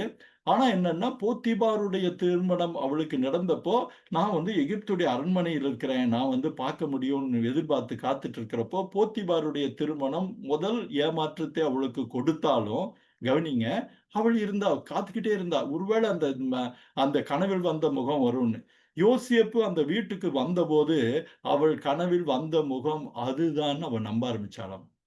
அப்போ கடவுள் வந்து நான் விரும்பின என் கனவில் கண்ட முகத்தையே கொண்டு வந்து வச்சிருக்கிறாரு அப்படின்னு சொல்லி, இப்ப நம்ம நடுவுல பார்த்த பகுதிகள பார்க்கலாம். அவன் வேண்டாம் வேண்டான்னு சொல்லியும் அவளை நீங்க அவளுடைய ஒரு ஆர்ட் டிராயிங் கூட நீங்க பார்க்குறீங்க. ஸ்க்ரீன்ல நம்ப எலிசபெத் சாம் டீம் வந்து ரொம்ப அழகா எடுத்து போட்டிருக்காங்க. அன்பானவர்களே, இப்போ நீங்க இந்த சொல்லப்படுகிற காரியத்தை ஒரு விசுவலாக புரிந்து கொள்ள ஏதுவாக, அவங்க 2 பேர் பண்ற ஹார்ட் ஒர்க்குக்கு உண்மையாலுமே கடவுளுக்கு நான் நன்றி சொல்றேன். ஜுலைக்காவுடைய அழகான முகத்த நீங்க பார்க்குறீங்க. அதே வண்ணமா அத பின்னாடி அவனை ஆடைய பிடிச்சு இழுக்கிற ஒரு படத்தையும் பார்க்குறீங்க. அப்போ இந்த கூட இருந்த அந்த அவளுடைய தோழிகள் சொன்னாங்களாமா, "நீ எதுக்கும்மா இந்த மாரி ஒரு அடிமைய போய் இவ்வளோ கெஞ்சிட்டு இருக்கிற?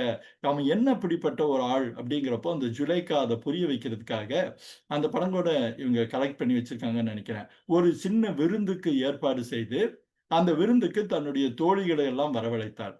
வரவழைத்து, அவ என்ன சொல்றா, அவங்களுக்கு வந்து பழங்கள் எல்லாம் குடுத்து, பழங்கள் சாப்பிடுங்கன்னு சொல்லி எல்லார் கையிலும் ஒரு சின்ன கத்திய குடுக்குறா. அந்த கத்திய குடுத்துட்டு, அவங்க சாப்பிட்டு கொண்டிருக்கும்போது பாதியிலே நீங்க பார்க்கிறீங்க, அந்த நிகழ்ச்சியோட ஒரு படத்த. அ வ யோசேப்பை அந்த அவங்க மத்தியில கூப்பிட்டு, அவனோடு வேணுக்குன்னே சில காரியங்கள் பேசுறா. பேசுறப்ப அவன் பதில் சொல்லிட்டு இருக்கிறான், இது பண்ணிட்டு இருக்கிறான். அவனோடு உரையாட வேண்டும் என்பதற்காக, அவர்களெல்லாம் அவன தெளிவா பார்க்கணுங்கிறதுக்காக அந்த சம்பவம் நடக்குது. என்ன ஒரு காரியம் நடந்ததுன்னா, அவன் யோசேப்பு பதில் சொல்லிவிட்டு அவசரமாய் விலகிப் போன பின்பு, அங்கு கூடியிருந்த எல்லா பெண்களின் தட்டிலும் ரத்தம் இருந்ததாம். அந்த ரத்தம் எப்படி வந்ததுன்னு கேட்டா, அவர்கள் பணத்தை அறுத்து சாப்பிடும்போது யோசேப்பை பார்த்தப்போ, அவங்க மெய் மறந்து அவர்கள் விரலை வெட்டிக் கொண்டார்கள்ன்னு சொல்லி அந்த கதை சொல்லுகிறத பார்க்கிறோம். இது வந்து ஒருவேள நமக்கும் வேதாகமத்திற்கும் தொடர்பு இல்லன்னாலும், இந்த யோசேப்பு தொடர்பா வர்றதுனால அந்த சுவாரஸ்யத்த தெரியறது நல்லா இருக்குங்கிறதுக்காக அந்த கதைய சொன்னோம். அப்போ அவர் அப்படியாக காத்திருந்து, நீங்க ஒரு காரியம் நடக்கிறத நம்ம பார்க்கிறோம். அ ஒரு காலகட்டத்தில ஒருவேள அவனுடைய 24, 25 வயதாக இருந்திருக்க வேண்டும். இவன் என்ன பண்றான்னு கேட்டா, இத்தன நாள் கெஞ்சியும் அவன் வரலையேன்னு சொல்லி, நீங்க வேதாகமத்தில சொல்லுது, இப்படி இருக்க ஒரு நாள் தன் வேலை செய்கிறதற்கு வீட்டில் போனான். வீட்டில் மனிதர் ஒருவரும் இல்லை. அவள் அவனுடைய வஸ்திரத்தை பற்றிப் பிடித்து என்னோடே அவனை கிட்டத்தட்ட கட்டாயப்படுத்துகிற ஒரு காரியம். அதற்கான ஒரு படத்த தான் நீங்க ஸ்க்ரீன்லயும் பார்க்கிறீங்க. அப்படி பண்றப்போ, அவன் தன் ஆடையை வஸ்திரத்தை அவள் கையிலே விட்டுவிட்டு வெளியே ஓடிப் போனான். இந்த பாவத்திற்கு ஒரு நாளும் இல்லன்னு சொல்லி, எனக்கு என்ன வந்தாலும் சரி, தேவனுக்கு விரோதமாய் நான் பொல்லாங்கு செய்ய மாட்டேன்னு சொல்லி, அவளை விட்டு விலகி ஓடிப்போனான். இந்த பகுதிய வந்து அவன் விலகி ஓடி போகிறப்போ, இந்த பகுதி வந்து நீங்க அந்த குரான் அந்த பகுதியில எப்படி சொல்றாங்கன்னு கேட்டீங்கன்னா, அது விலகி போகிறப்போ போத்திபார் வராரு. போத்திபார் வர்ற நேரத்துல இவ வந்து என்ன சொல்றான்னா, அந்த குற்றத்த சொல்றா. இவன் தான் வந்து என்ன பண்ணான்னு. அப்போ இதை பார்க்கும்போது, அங்க வேலை செய்ற ஒரு குட்டி பொண்ணு கிட்ட அவரு போத்திபார் இது வந்து பைபிள்ல கிடையாது. அது தெளிவா புரிஞ்சுக்கங்க. அந்த சுவாரஸ்யமான தகவல்கள்னால சொல்றேன். அப்போ அந்த இவகிட்ட வந்து என்ன நடந்தது? இனி யாரும் பார்க்கலன்றாங்களே! நீ என்னம்மா சொல்றன்னோனே, அந்த பொண்ணு ஒரு புத்திசாலி பொண்ணு என்ன வயசுன்னலாம் போடல. அவங்க என்ன சொல்லியிருக்காங்கன்னா, அந்த வஸ்திரத்தின் முன்பகுதி கிழிந்திருந்தா, யோசேப்பு சொல்வது உண்மை. அதன் பின்பகுதி கிழிந்திருந்தா, ஆ பின்பகுதி கிழிந்திருந்தா யோசேப்பு சொல்றது உண்மை. ஏன்னா, அவன் பின்னாடி பிடிச்சு இழுத்தான்னு. முன்பக்கம் கிழிஞ்சிருந்தா, அவர் சொன்னது உண்மை. அப்படின்றபடி சொன்ன உடனே இவன் பார்த்திருக்கான். அந்த பின்பக்கம் இழுத்ததுனால அந்த வஸ்திரம் பின்பாக கிழிந்திருந்த உடனே போத்திபாருக்கு பு பு காரியங்கள் புரிஞ்சு, அவன் மிகவும் கோபப்பட்டு, மிகவும் வருத்தப்பட்டு அவன் கோபப்பட்டான்னு ஒரு வார்த்தை இருக்கே தவிர்த்து, இதிலயும் ஒரு வார்த்தை அவன் தெளிவா புரிஞ்சுக்கிறது நல்லது. போத்திபார் வந்து மிக பதவியில் இருக்கிற மிக ஒரு உச்சதமான இடத்துல இருக்கிற ஒருத்தன். ஆனா, அவன் நீங்க பார்த்தீங்கன்னா 19வது வசனத்துல தன்னோடே சொன்ன வார்த்தைகளை கேள்வி அவனுடைய எஜமான் கேட்டபோது, அவனுக்கு கோபம் மூண்டது. அவனுக்கு கோபம் மூண்டது அப்படிங்கிறப்போ, யோசேப்பின் மேல் மூண்டதுன்னும் அர்த்தமா படிக்கலாம். அவனுடைய மனைவியின் பேரில் மூண்டதுன்னும் நம்ம அர்த்தம் பண்ணிக்கொள்ளக்கூடிய ஒரு ஸ்கோப் இருக்கு. ஏன் அப்படின்னு கேட்டா, இப்படியான காரியங்களை நான் ஒருத்தன் மேல குற்றம் சாட்டுனா, அவனை உடனடியாக கொன்று விடுவார்கள். அவன வந்து வைக்க மாட்டாங்க. ஏன்னா, ஒரு எஜமானுக்கு பண்ணுகிற துரோகம், அதுவும் அந்த யார் அந்த பெண்ணோ புகார் செஞ்சதுக்கு அப்புறம், அந்த அடிமைய விட்டு வைக்க மாட்டாங்க. அவன வந்து தீர்த்துருவாங்க. ஆனா இங்க போத்திபார் அப்படி செய்யறது கிடையாது.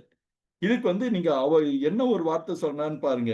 நம்ம அத ஏற்கனவே பார்த்தோம். 14வது வசனத்துல, "பாருங்கள், அந்த எபிரெய மனுஷன் நம்மிடத்தில் சரசம் பண்ணும்படி அவனை நமக்குள் கொண்டு வந்தான்.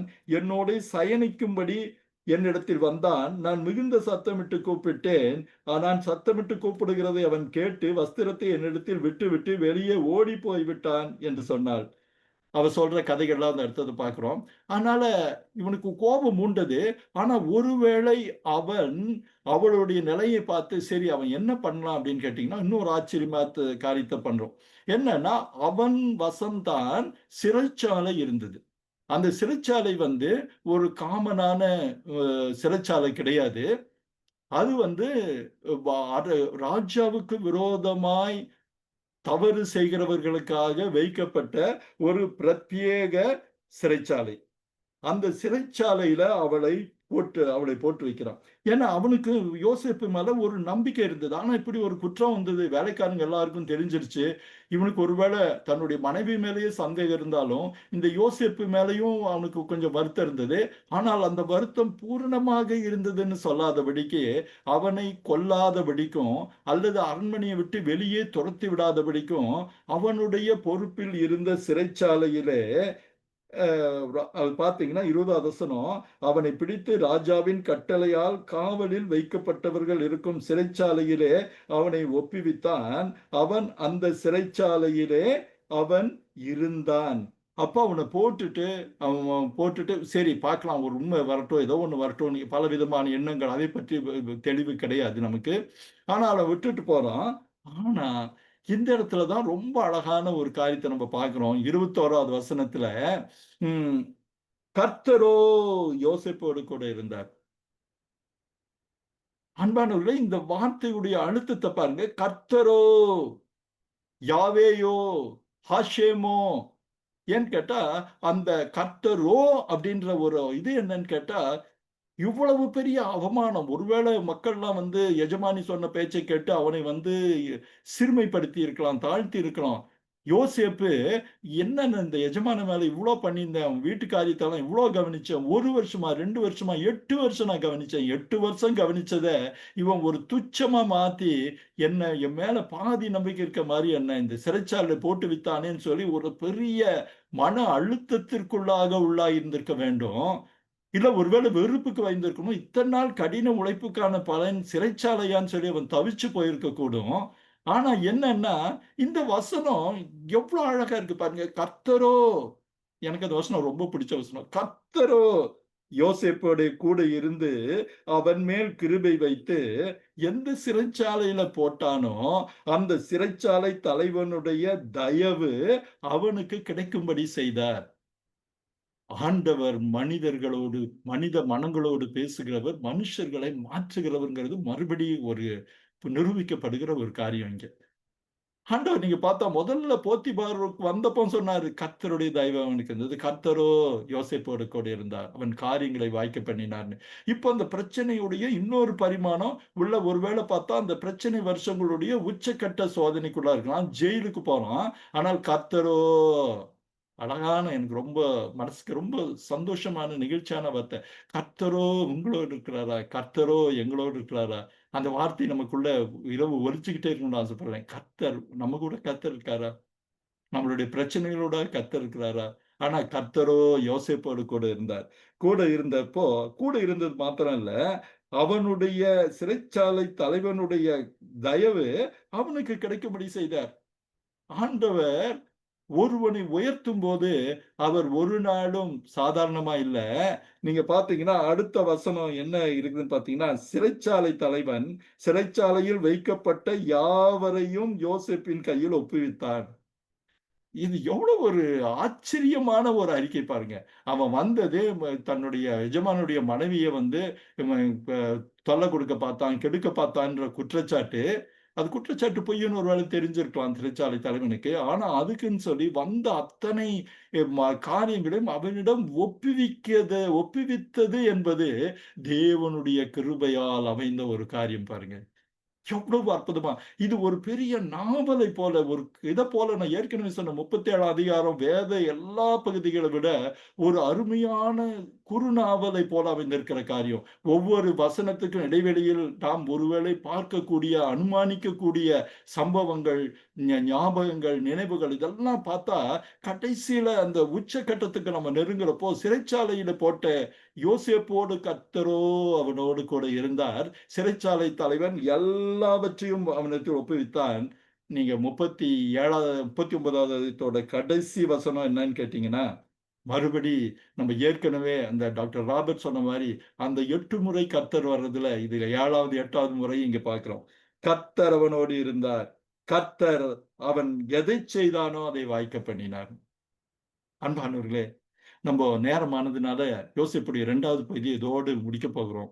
ஆனா இந்த பகுதி நமக்கு ஒரு பெரிய பாடத்தை நமக்கு தெரியுது. கர்த்தர் நம்மோடு இருக்கிறாரா? நாம் பிரச்சனைகளினூடாக போகும்போது, தொல்லைகளினூடாக போகும்போது, ஒருவேளை நம்முடைய விசுவாசம் அவரை பற்றிக் கொண்டிருக்கும்போது, கர்த்தரோ நம்மோடு கூட இருக்கிறார். இதுக்கு எத்தனை நீங்க பார்த்தா கர்த்தரோ, கர்த்தரே, கர்த்தரோ அப்படின்னு சொல்லி பல வார்த்தைகள் நீங்க சேர்த்து நீங்க பார்த்தீங்கன்னா, இன்னும் அழகான புரிதலோட நீங்க இருக்க முடியும். அவனோடு கூட இருந்து அவனை தப்புவித்தார், அவனை பண்ணினான்னு. உடனடியா ஆச்சா? இல்ல. அவன் 2 வருஷம் இருக்கான். 2 வருஷத்துல ஒருவேள அவனுடைய இன்னும் பல காரியங்கள் எல்லாம் பார்த்திருக்கலாம். ஆனா, இன்னும் அந்த அந்த காரியங்கள நம்ம பார்க்கிறதற்கான நேரம் ஒருவேள ஆண்டவருக்கு சித்தமானால் அடுத்த வாரம் பார்க்க போறோம். இந்த காரியங்கள் அவனை எந்த ஆச்சரியமான விதத்தில் மாற்றினதுங்கிறத பார்க்க போறோம் அடுத்த வாரம். ஏன்னா, இப்படி கனவுகளை கண்டிருந்தவன், கனவுகளை கண்டு கொண்டிருந்த யோசேப்பை கனவுகளுக்கு பல கனவுகளுக்கு வியாக்கியானம் சொல்லுகிறவனாய் மாற்றின அற்புதம் எப்படி நடந்தது? நம்ம அடுத்த வாரம் பார்க்க போறோம். கண்களை மூடி ஜெபிக்கலாம். பரிசுத்தமான தகப்பனே, கிருபையின் ஆண்டவரே, எவ்வளவு அழகான பாடம் சுவாமி. ஆண்டவரே, யோசிக்கையில் பிரமிப்பா இருக்கப்பா. ஆண்டவரே, உம்முடைய வேதத்தை பற்றி யோசிக்க ஆரம்பிக்கும்போது எங்களுக்கு நேரம் போதாது சுவாமி. கர்த்தரோ எவ்வளவு அற்புதமாய் உம்மை நம்பி காத்திருக்கிறவர்களை நீர் காக்கிற தேவனாய் இருக்கிறீர். மட்டுமல்ல சுவாமி, உம்முடைய அநாதி தீர்மானத்தின்படி உம்முடைய சித்தத்தை நிறைவேற்ற நீர் எவ்வளவு உண்மையுள்ளவராய் இருக்கிறீர் சுவாமி. ஆண்டவரே, நீர் செய்த உடன்படிக்கை நிறைவேற்ற நீர் அவ்வளவு அற்புதமானவராய் இருக்கிறீர் சுவாமி. ஆண்டவரே, உங்க திட்டங்களுக்கு எங்களை ஒப்புக் கொடுக்கிறோம். எங்களை நீர் பயன்படுத்த நாங்கள் எங்களை இணங்கிக் கொடுக்கிறோம். எங்களோடு கூட இரும் சுவாமி. எங்களை தொடர்ந்து நீர் பயன்படுத்தும். யெஷுவாவின் நாமத்திலே இந்த விண்ணப்பத்தை எல்லாம் ஏறெடுக்கிறோம் அன்பின் தகப்பனே. ஆமென், ஆமென். சாம், எலிசபெத், ஆமென். இனி உங்க சந்தேகங்கள், உங்க கேள்விகளை நீங்க அடுத்த ஒரு 10 நிமிஷத்துக்கு கேட்கலாம்.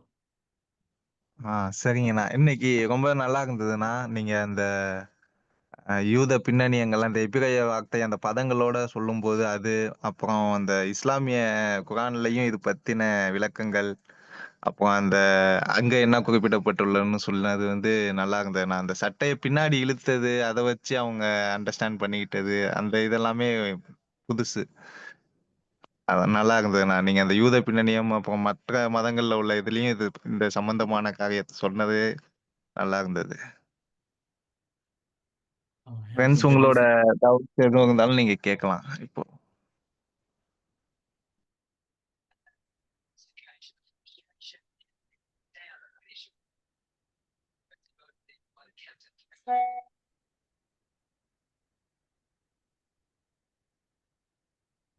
உங்களோட பேர் சொல்லிட்டு உங்களுக்கு என்ன கருத்து எதுவும் இருந்தாலும், இல்ல எதுவும் சந்தேகங்கள் இருந்தாலும் அண்ணாட்ட கேட்கலாம்.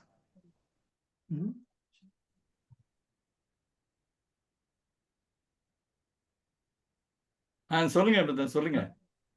கனகராஜ் பேசுறேங்க. சொல்லுங்க, சொல்லுங்க. நான் இந்த வேதத்துல இந்த அதிகாரத்தை படிச்சிருக்கேன் இது வரைக்கும். ஆனா இவ்வளவு தெளிவாகவும் இவ்வளவு விரிவாகவும் நீங்க சொன்னது ரொம்ப பிரமாதமா இருந்துச்சு. ஒரு நல்ல ஒரு பரிமாணமா இருக்கு. புரிதலே ஒவ்வொரு விஷயத்தையும் நீங்க இவ்வளவு தெளிவாகவும் இவ்வளவு விரிவாகவும் சொன்னது இன்னும் ரொம்ப தெரிஞ்சுக்க வைத்ததுங்கிறத இது உங்களுக்கு சொல்ல விரும்புறேன். மிக தெளிவா இருந்துச்சு. அதே போல எபிரேயரோட இதையும் எபிரேயரை கொண்டு வந்து எகிப்துல வந்து அவரு எப்படி துவக்கினாரு அப்படிங்கிற கடவுள் துவக்கி இருக்காரு அந்த சந்ததியை அங்க கொண்டு போயிருக்காருங்கிற விஷயத்த இவர் மூலியமா எப்படி பண்றாருங்கிற விஷயத்த நீங்க சொன்ன மாதிரி ஆபிரகாமுக்கு கொடுத்த அந்த வாக்குத்தத்தத்தை இவர் மூலியமா நிறைவேற்றுவதற்கு கூடவே இருந்து கடவுள் செய்திருக்காங்கிறது பெரிய அற்புதம் தான், அதிசயமா இருக்கு. ரொம்ப நல்லா இருந்துச்சு. நீங்க சொன்ன விதமும் அதைய எக்ஸ்பிரஸ் பண்ணி நீங்க ஒவ்வொரு இதையா கிளைக்க கதைகளை சொல்லி அதை நீங்க புரிய வச்சது ரொம்ப ரொம்ப நல்லா இருந்துச்சு. ரொம்ப நன்றி. Thank you brother. Thank you so much. ரொம்ப அருமையா இருந்துச்சு பிரதர். எக்ஸலன்ட். தேங்க்யூ. ஆமா, ஒரு பெரிய நீங்க சொன்ன மாதிரி ஆரம்பத்திலே சொன்னீங்க, ஒரு நாவல் எழுதுறது இப்படி வரைமுறைன்னு உங்களுடைய அந்த போதனைகளும் உங்களுடைய நேரேஷனும் உங்களுடைய கம்பேரிசன், ஒரு எக்ஸ்பிளனேஷன், டீட்டெயிலிங், உங்களுடைய ரிசர்ச் எல்லாமே வந்து ஒரு பெரிய ஒரு ஸ்டோரி மாதிரி அப்படி கேட்டுட்டே இருக்கலாம். இன்னும் அதுக்கு எந்த விதமான தடை இல்லாதபடி நல்ல ஆண்டவர் வந்து உள்ளத்துல நல்ல தெளிவான முறையில பேசுறாரு. குறிப்பா வந்து நிறைய டீட்டெயில்ஸ், சாதாரணமான வசனத்தை நம்ம நிறைய படிச்சிருக்கோம், ஒருவேளை கேட்டிருக்கலாம், அதெல்லாம் இருந்தா கூட உண்மையாவே வேதத்தை வந்து ஆழமா எப்படி படிக்கணும், எதெல்லாம் கம்பேர் வெறும் வேதத்தை மாத்திரம் படிக்காதபடி ஒருவேளை வந்து ஆங்கிலத்துல இருந்து தமிழ்ல மொழிபெயர்த்தாலும் அந்த ஆங்கில வார்த்தைக்கு தமிழுக்கு சம்மந்தமே இல்லாத அந்த கர்த்தரோங்கிற வார்த்தை ஆங்கில பைபிள்ல பார்த்தாச்சுன்னா நார்மலா காட் சாதாரணமாக தான் இருக்க மாதிரி இருக்கு. ஆனால் பட் அதோட அந்த உள்ள அர்த்தத்தை கடவுள் தமிழ் வார்த்தைகள் மூலமா அது தெளிவுபடுத்துறது நம்ம மொழிக்கு கிடைத்த ஒரு பெரிய வரப்பிரசாதம். நிச்சயமா நல்ல மொழி ஆளுமை உங்களுக்கு நிறைய இருக்கிறதுக்கு தெளிவான, ஒருவேளை இந்த வேதத்தை வந்து சமஸ்கிருத கலப்பு இல்லாம தெளிவான மொழியில உங்களை மாதிரி ஸ்காலர்ஸ் வந்துட்டு அந்த உண்மையான இதோட அந்த நடை நீ சொன்னீங்கிற மாதிரி இப்படிதான் இருக்கணும். அப்ப ஆண்டவர் வந்து நிச்சயமா போதிச்சிருப்பாரு. ஒருத்தருக்கும் ஒரு படி உங்களுக்கு ஒரு வார்த்தையை கொடுத்துருப்பாரு. அதனால அவ்வளவு தெளிவா இருந்துச்சு. நல்ல அது மாதிரி அந்த போத்திபார் வந்து திருநங்கைங்கிறது வந்து அது கூட ஒரு அற்புதமான ஒரு அதிசயம், தெரியாத செய்தி தான். ஆனா அவங்களுக்கு ஒரு இம்பார்ட்டன்ஸ் கொடுத்துருக்காங்க. இன்னைக்கு ரொம்ப பேசிக்கிறாங்க திருநங்கைன்னு, அது வந்து அவருக்கு இம்பார்ட்டன்ஸ் உண்மையில அன்னைக்கே கொடுத்துருக்காரு. அப்போ ஒரு கடவுள் வந்து புரட்சிகரமான காரியங்களை செஞ்சிருக்காரு, இயேசு கிறிஸ்து செஞ்சிருக்காரு. அது பழைய ஏற்பாட்டிலே இருந்திருக்குங்கிறத அது ரொம்ப அற்புதமா இருந்திருக்கு. அந்த ரெப்ரசன்டேஷன்ங்கிறது நலிவடைந்த மக்களுக்கு ஒரு பிரதிநிதித்துவம் கொடுக்கறது, அந்த பொசிஷன்ல வச்சுட்டு மக்களை வந்து அதை ரெஸ்பெக்ட் பண்ணிருக்கா பாருங்க. ஒன்லி பவர் தான். அதாவது நான் என்ன அடிக்கடி யோசிக்கிறதுன்னா, யார் வேணாலும் இருக்கலாம், அரசியல்ல வந்து நிச்சயமான ஒரு ரெப்ரசன்டேஷன் நம்ம மக்களுக்கு இருக்கணும். அப்பதான் நம்ம வந்து அந்த பவர்ல கொண்டு அதை விட்டு ஒதுங்கி போறது நல்லது இல்லைங்கிறது தான் என்னோட தாழ்மையான கருத்து. அதுல இருந்து நான் தெரிஞ்சுக்கிறது தான், அந்த ஒரு பவருக்கு வந்தா தான் நம்ம செய்ய முடியும். அதுக்கு சிறந்த உதாரணம் வந்து இந்த இப்ப இருக்க supreme court chief justice India அவர் போனதுனால அந்த ரிசர்வேஷன் அவங்க கொண்டு வந்தார். இல்லைன்னா தெரிஞ்சிருக்கிறதுக்கு வேற யார் போனா செஞ்சிருக்க மாட்டாங்க, அவங்களுக்கு அந்த பாதிப்பு இருந்திருக்காது. ஸோ மேபி அந்த பாதிப்பு இருக்கிறது ஒண்ணு. அதாவது யோசேப்போட வாழ்க்கையில வந்து அழகானவே நிறைய இருந்தா கூட கடவுள் அவன் கூட இருந்ததுக்கு ஏன் அந்த கூட இருந்தாங்கிறதுக்கு நிறைய காரியங்கள் பாருங்க. ரொம்ப ரொம்ப அருமையா இருந்துச்சு பிரதர். தேங்க்யூ. நீங்க சொன்னப்போ அது ஒரு காரியத்தை நான் சொல்ல விரும்புறேன். தமிழ் மொழிபெயர்ப்புல இன்னும் நம்ம நேரடியா நம்ம எபிரேயத்திலிருந்து சில பகுதிகள் மொழிபெயர்த்திருக்கிறதுடைய ஒரு அட்வான்டேஜ் என்னன்னு கேட்டீங்கன்னா, இதே இது வந்து இங்கிலீஷ்ல பாத்தீங்கன்னா, இது நம்ம தமிழ் பைபிள்ல சில வார்த்தைகள் இருக்கும். அவன் கைகளின் பிரயாசத்தை வாய்க்க பண்ணினார், அவன் கைகளை பார்த்தார். அதாவது இந்த ஐம்புலன்களை பயன்படுத்தி பல வார்த்தைகள் இருக்கும். ஆனா நீங்க அதே வார்த்தையை இங்கிலீஷ்ல பாத்தீங்கன்னா பிளாட்டா இருக்கும். ஹி கேவ் இருக்கும். இதுல அவன் மேல் கை போட்டு அவன் கைகளின் பிரயாசைகளை வாய்க்க பண்ணினார் அப்படிங்கறதெல்லாம் வந்து God bless whatever you do ஒரே வார்த்தையில முடிஞ்சிடும். தமிழ், அதாவது இந்த கிழக்கத்திய மொழிகளுடைய சிறப்புல அது ஒண்ணு. இந்த எபிரேயத்துல எப்படி சில ஐம்புலன்களை பயன்படுத்தி சில கருத்துக்களை கன்வே பண்றாங்களோ அது வந்து பல இடத்துல இதுலயும் இருக்கு. நான் இன்னொரு உதாரணத்தை கூட இந்த நேரத்துல சொல்லணும்னு பார்க்கிறேன். நீங்க வந்து தேவன் இது சாராவை கடாட்சி தருளினார் அப்படின்னு ஒரு வார்த்தை இருக்கும். அது ஒருவேளை சான்ஸ்கிரிட் வார்த்தையா இருக்குதோ அது வேற. ஆனா அந்த கடாட்சி தருளினார் அப்படின்ற ஒரு வார்த்தைக்கு நீங்க அதே இதை வந்து இங்கிலீஷ்ல பார்த்தீங்கன்னா காட் மெட் அப்படின்னு வரும். சந்தித்தார், பார்த்தார் அப்படின்னு. அப்போ அந்த கடாட்சி தருளினான்ற வார்த்தைக்கு என்ன அர்த்தம் நீங்க தொலைவி போனீங்கன்னா அதற்கு சரியான மொழிபெயர்ப்பு என்னன்னு கேட்டீங்கன்னா டிவைன் இன்டர்வென்ஷன் இருக்கும். இன்னைக்கு கூட நம்ம பழைய ஆட்கள் பழைய சில போதகர்கள் ஜெபம் பண்றப்ப பார்த்தீங்கன்னா எங்களை கடாட்சி தருளும் அப்படின்ற ஒரு வார்த்தை பயன்படுத்துவாங்க. அதுக்கு என்ன அர்த்தம்னு கேட்டா பல பேருக்கு இன்னைக்கு தெரியாது. ஏன்னா அந்த நம்ம தமிழ்ல சரியான அந்த வார்த்தைகளை சொல்ல முடியாதனால அந்த காலத்துல உதவிக்கு இருந்த சமஸ்கிருத மொழியை எடுத்து பண்ணிட்டாங்க. அந்த கடாட்சி தருளினார்ங்கிறது தெய்வீக தலையீடு அப்படின்னு சொல்லி நம்ம மொழிபெயர்க்கலாம். அந்த மாதிரி இப்ப பல அழகான தமிழ் வார்த்தைகள் உண்டு. ஒருவேளை அந்த தமிழ் வார்த்தைகளை அதை புரிஞ்சுக்கிறதுக்காக பிற மொழி கலப்பிலையும் நம்ம நிறைய பேர் சொல்ற மாதிரி நம்ம பவர் டிரான்ஸ்லேஷன் இருக்குங்கிறது உண்மை. ஆனா அதற்கு நேரடியான தமிழ் வார்த்தைகள் இல்லாம பொது மொழிபெயர்ப்பு போனதுங்கிறதும் ஒரு வருத்தமான ஒரு விஷயம்தான். ஆனா நமக்கு இதுவோ அதுவோ ஆனா அந்த அர்த்தத்தை விளக்கக்கூடிய மொழிங்கிறது என்ன, நம்ம உணர்வுகளை அப்படியே மற்றவர்கள் புரியும்படி சொல்வதுதான் மொழியுடைய பிரதான காரியம். அதே வேதம் அந்த நம்ம மொழிகள் எல்லாம் நிறைவேற்றுதுங்கிறப்போ பெரிய சந்தோஷம். நீங்க சொன்ன நிறைய காரியத்துக்கு எனக்கு எப்பவுமே உங்களோட உடன்பாடு உண்டு. ஒரு வகையில உங்களுக்கு உங்க மனைவி சொன்னதான் சரின்னு நினைக்கிற கடவுள் உங்களை வேற ஒரு பாதைக்கு தான் கூப்பிட்டு இருக்கிறாரு. இதுல உங்களை தலைமைத்துவத்துல உங்களுக்கு நிச்சயமா நடத்துவார். அதான் ஏன்னா நான் கடந்த வாரம் கூட நான் ஒரு விஜய் டிவியில் ஒரு ப்ரோக்ராம் தமிழ்ல பத்தி மகுடேஸ்வரன் சொல்லிட்டு உங்களுக்கு தெரிஞ்சிருக்கும், தமிழ் மொழியிலேயே அவர் ரொம்ப அருமையா பேசுவாரு. எனக்கு அந்த தமிழ் வார்த்தைகள் ரொம்ப ஆர்வம் இருக்கு. நிறைய நான் கம்பேர் பண்ணிட்டு நிறைய போஸ்ட் பண்ணிட்டே இருப்பேன். இப்ப நான் பாக்குறப்ப ரொம்ப சிறப்பான வார்த்தைகள்லாம் இருக்கு. நான் என்ன யோசிக்கிறேன், இன்னைக்கு கூட நான் ஒரு செய்தி படிச்சேன், அதை சொல்லணும்னு நினைக்கிறேன். ஒரு 2 நிமிஷம் தான். அதாவது ஜப்பான்ல somebody has found that within 1 மினிட்ல ஓடிடியில் ஒரு என்டையர் ஃபில்மே டவுன்லோட் பண்ற அளவுக்கு ஒரு டெக்னாலஜி கண்டுபிடிச்சிருக்காராமா. அப்போ ஒருத்தர் எழுதியிருக்காரு, அப்படிப்பட்ட இடத்துல ஒருவேளை தேவ பிள்ளைகள் வேதத்தை ஒரு செகண்ட்ல ஒரு நிமிஷத்துல டவுன்லோட் பண்ணக்கூடிய அளவுக்கு ஏன் இல்லையா நம்மள்ட்ட அப்படின்னு எனக்கு அந்த ஆதங்கம் தான். ஏன் நம்ம எத்தனையோ தமிழ் அறிஞர்கள் இருக்காங்க, அந்த காலம் இருந்திருக்காங்க, இப்ப இருக்காங்க, அதை விட இருக்காங்க. நம்ம மக்கள் ஏன் அதை செய்யக்கூடாது? ஏதாவது யார்கிட்டயோ மொழிபெயர்ப்பு போயிட்டே இருக்கு. அதுல உண்மையான தமிழ் பற்றாளர்கள், தமிழ் தெரிஞ்ச இந்த வார்த்தைகளை தெளிவா தெரிஞ்சவங்க இன்னும் அது சிறப்பா பண்ணாங்கன்னா இன்னும் கூட அதான் இருக்கு. ஏன்னா கேத்தலிக்ல கொஞ்சம் நல்லா பண்றாங்க.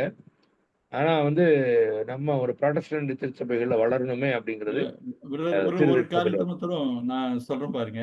இந்த மொழிபெயர்ப்பு விஷயத்துல பல பேர் தூய தமிழ் அப்படின்ற ஒரு வார்த்தையை பயன்படுத்துறாங்க பாத்தீங்களா? அது ஒரு வகையில பார்த்தா எனக்கு உடன்பாடு இல்லை. ஏன் உடன்பாடு இல்லைன்னு கேட்டா இன்னைக்கு ஆங்கிலத்துல வந்திருக்கிறதுல யூனிஸ் பேட்டர்சனுடைய இந்த மெசேஜ் அப்படின்ற ஒரு பைபிள் ரொம்ப பிரமாதமான பைபிள். நம்ம ஒருவேளை இந்த கூடுகையில் இருக்கிற பலருக்கு நான் ரெக்கமெண்ட் பண்றது மெசேஜ் படிங்கன்னு. அந்த மெசேஜ் படிக்கிறது என்னன்னு கேட்டா அது எதனால் அப்படின்னு கேட்டா அவர் முன்னுரையில ஒரு வார்த்தை சொல்வார். அதாவது ஆண்டவர் அராமிக் மொழியில பேசினாரு. அராமிக் மொழிங்கிறது இன்னொரு வகையில பார்த்தா ஸ்ட்ரீட் லாங்குவேஜ் சொல்லலாம் நம்ம. ஏன்னா அவர் பயன்படுத்தின சொல்வடைகள் சொல் வழக்குகள் எல்லாம் அப்போ அவங்களுக்கு புரியற மாதிரி கொஞ்சம் ஸ்லாங்கியா தான் ஆண்டவர் பேசி இருந்திருக்க முடியும். அராமிக்க மொழியில சில கார்த்தைகள் நீங்க பாத்தீங்கன்னா ஏலி ஏலி சமைதானே ஏலோயின்றலாம் அந்த சின்ன சின்ன குறிப்புகள் சின்னதெல்லாம் இருக்கு இல்லைங்களா? அப்போ ஆனா நம்ம என்ன நினைச்சிட்டோம், நமக்கு அந்த கேஜிவி உடைய வெர்ஷன்னால ஆண்டவர் விக்டோரியன் லாங்குவேஜ்ல தான் பேசினாருன்னு நம்ம மொழிபெயர்த்தாச்சு. கேஜிவில செய்த் கோய்த் அம்த் திங்க்ன்ட்டு அதோடைய மொழிபெயர்ப்பு என்னன்னு கேட்டா நம்ம ஆண்டவர் நம்ம ரொம்ப தூய இதுல நீங்க கேத்தலிக் பைபிள்ல எனக்கு ஒரே ஒரு இது என்னன்னு கேட்டா தூய மனதோர் பேரு பெற்றோர் விண்ணரசு அவர்களதுன்னு சொல்றது. ஆனா என்ன ஒரு இதுன்னு கேட்டீங்கன்னா ரொம்ப ஓவரா கரெக்ட் நீங்களே சொல்லுங்க. ரொம்ப ஓவரா இருக்கிறப்போ அந்த பைபிளுடைய அந்த ஒரு சாதாரண ஒரு பேச்சுக்கும் இதுக்கும் வித்தியாசம் இல்லாம போயிருக்கு. ஒரு நல்ல ஒரு தமிழ் கிளாஸ் மாதிரி இருக்குதே தவிர்த்து அந்த உள்ளுக்குள்ள இருக்கக்கூடிய இன்னும் ஒரு வித்தியாசமான மொழிபெயர்ப்பா கடவுளுடைய தொடுதலை உணரக்கூடிய வார்த்தைகளா இருந்திருக்கலாமான்னு தோணுது. ஆனா ஒரு பேராசை தான். அது ஒரு விளையாட்டு காரியம் கிடையாது. பார்க்கலாம். ஆண்டவர் இப்போ நிறைய இடத்துல மொழிபெயர்ப்புக்கான ஒரு அந்த பொது மொழிபெயர்ப்பை பல பேருக்கு பிடிக்கலங்கிறதுனால வேற ஒரு மொழிபெயர்ப்புக்கான முயற்சிகள் அதுதானே அவங்க ரொம்ப ஓவரா நடந்துட்டு இருக்கனால இருக்கு. ஆமா, நான் சென்னைக்கு அதனால. போனப்ப கூட இல்ல எனக்கு என்னோடது நீங்க சொன்ன மாதிரி அந்த கர்த்தரோங்கிற வார்த்தை ம், மேபி இதா இருந்தா கூட இறைவனோன்னு கூட போடலாம், அது தப்பு இல்லை. ஆனா உண்மையில அதோட அர்த்தத்தை நம்ம வந்து மனசுல ஆண்டவர் பதிக்கிறாருங்கிறத உண்மை. அதுல மாறுபாடான கருத்தே கிடையாது. எந்த லாங்குவேஜா இருந்தாலும் கர்த்தர் பேசினாருன்னா ம். லாங்குவேஜே தேவையில்லை. அது ஆண்டவர் நம்ம உள்ளத்துல பேசக்கூடியவர் தானே. ஆமா, ஆமா. அது உண்மைதான். இல்ல ஆமா, அதான் அந்த நிச்சயம். இந்த இப்ப தமிழ்ல கூட நீங்க ஒரிஜினல் இதுல பாத்தீங்கன்னா இது 4 வார்த்தை இருக்கு. ஏலோயிம், அடனாய், எல்ஷடாய் அப்படின்ட்டு. அப்போ அந்த மூல மொழியில சொல்லப்பட்ட அர்த்தங்கள் வந்து ஒரு பின்னணியத்தை உள்ளடக்கிய அர்த்தங்கள். இப்போ முன்னாடிக்கு நம்ம கரெக்ட். சர்வ வல்லவர் அப்படின்னு சொல்றப்போ நம்ம நினைக்கிற சர்வ வல்லவர் வேற, அவங்க சொல்ல நினைச்ச சர்வ வல்லவர் வேற. அது இந்த வல்லவர் வேற. ஆமா, மொழிபெயர்ப்புடைய சிக்கல்களே அதுதான். ஏன்னா மொழிபெயர்ப்பு ஒரு மொழியில சொல்றப்போ அதுல பயன்படுத்துகிற வார்த்தைகள், அதாவது சாரி சம்பந்தம் இல்லாதனால ஒரு உதாரணம் சொல்றேன். ஒருத்தர் வந்து நான் வந்து கூழாங்கல் அப்படின்னு ஒரு வார்த்தையை பயன்படுத்துறேன்னு வச்சுங்க. அந்த கூழாங்கல் வந்து ஒருவேளை நான் எங்க ஊர்ல பார்த்த சின்ன கையில அடக்கமா இருக்கிற குட்டி குட்டி கூழாங்கலை நினைச்சு நான் பேசிட்டு இருக்கலாம். ஆனா நீங்க பார்க்கத்தக்க கூழாங்கல் பெருசா இருந்திருக்கலாம். இல்ல வேற விதத்துல இருந்திருக்கலாம். உங்களால ரவுண்ட் ரவுண்டா இருந்திருக்கலாம். இல்ல கையில குத்துற மாதிரி இருந்திருக்கலாம். ஆனா அந்த கூழாங்கல்ன்ற ஒரு வார்த்தை யார் யாருக்கு எந்தெந்த கூழாங்கல்ல பார்த்தாங்களோ அந்த அனுபவத்தை சொல்லுமே தவிர்த்து ஒரிஜினலா என்ன கூழாங்கல் சொன்னாங்கிறத சொல்லாம போகக்கூடிய ஒரு ஆபத்து இருக்குன்னு ஒருத்தர் சொன்னார். எனக்கு அது ரொம்ப உடன்பாடு. அதனால கரெக்ட். பைபிளை பொறுத்த வரைக்கும் என்ன கேட்டா மூல மொழியில் சொல்லப்பட்ட, அதனால தான் நான் ஏற்கனவே சொல்லியிருக்கேன் ஒரு டைம். இந்த சங்கீதங்கள் முக்கியமா கவிதைகளா இருக்கிறப்போ இந்த சங்கீதங்களை மிக அழகா சொன்ன இந்த நியூ ஜெருசலேம் பைபிள் மாதிரி வேற இங்கிலீஷ் வெர்ஷனை பார்க்க முடியல எனக்கு.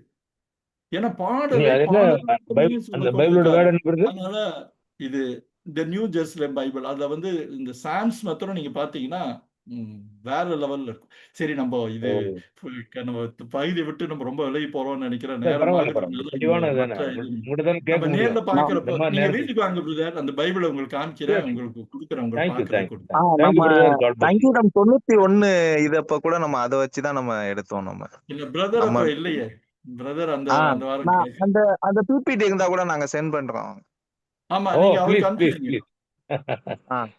நிறைய சோ குட் சோ குட். வேற யாராவது சொல்றாங்கன்னு கேளுங்க. இன்னைக்கு கொஞ்சம் நேரம் நீண்டு விட்டது. பிரதர் பரவாயில்ல. நான் ஜெயந்தி பேசுறேன். எப்படி ஜெயந்தி இருக்கீங்க? ரைட் ரைட் உங்களுக்காக தான் காத்திருந்தேன் சிஸ்டர்.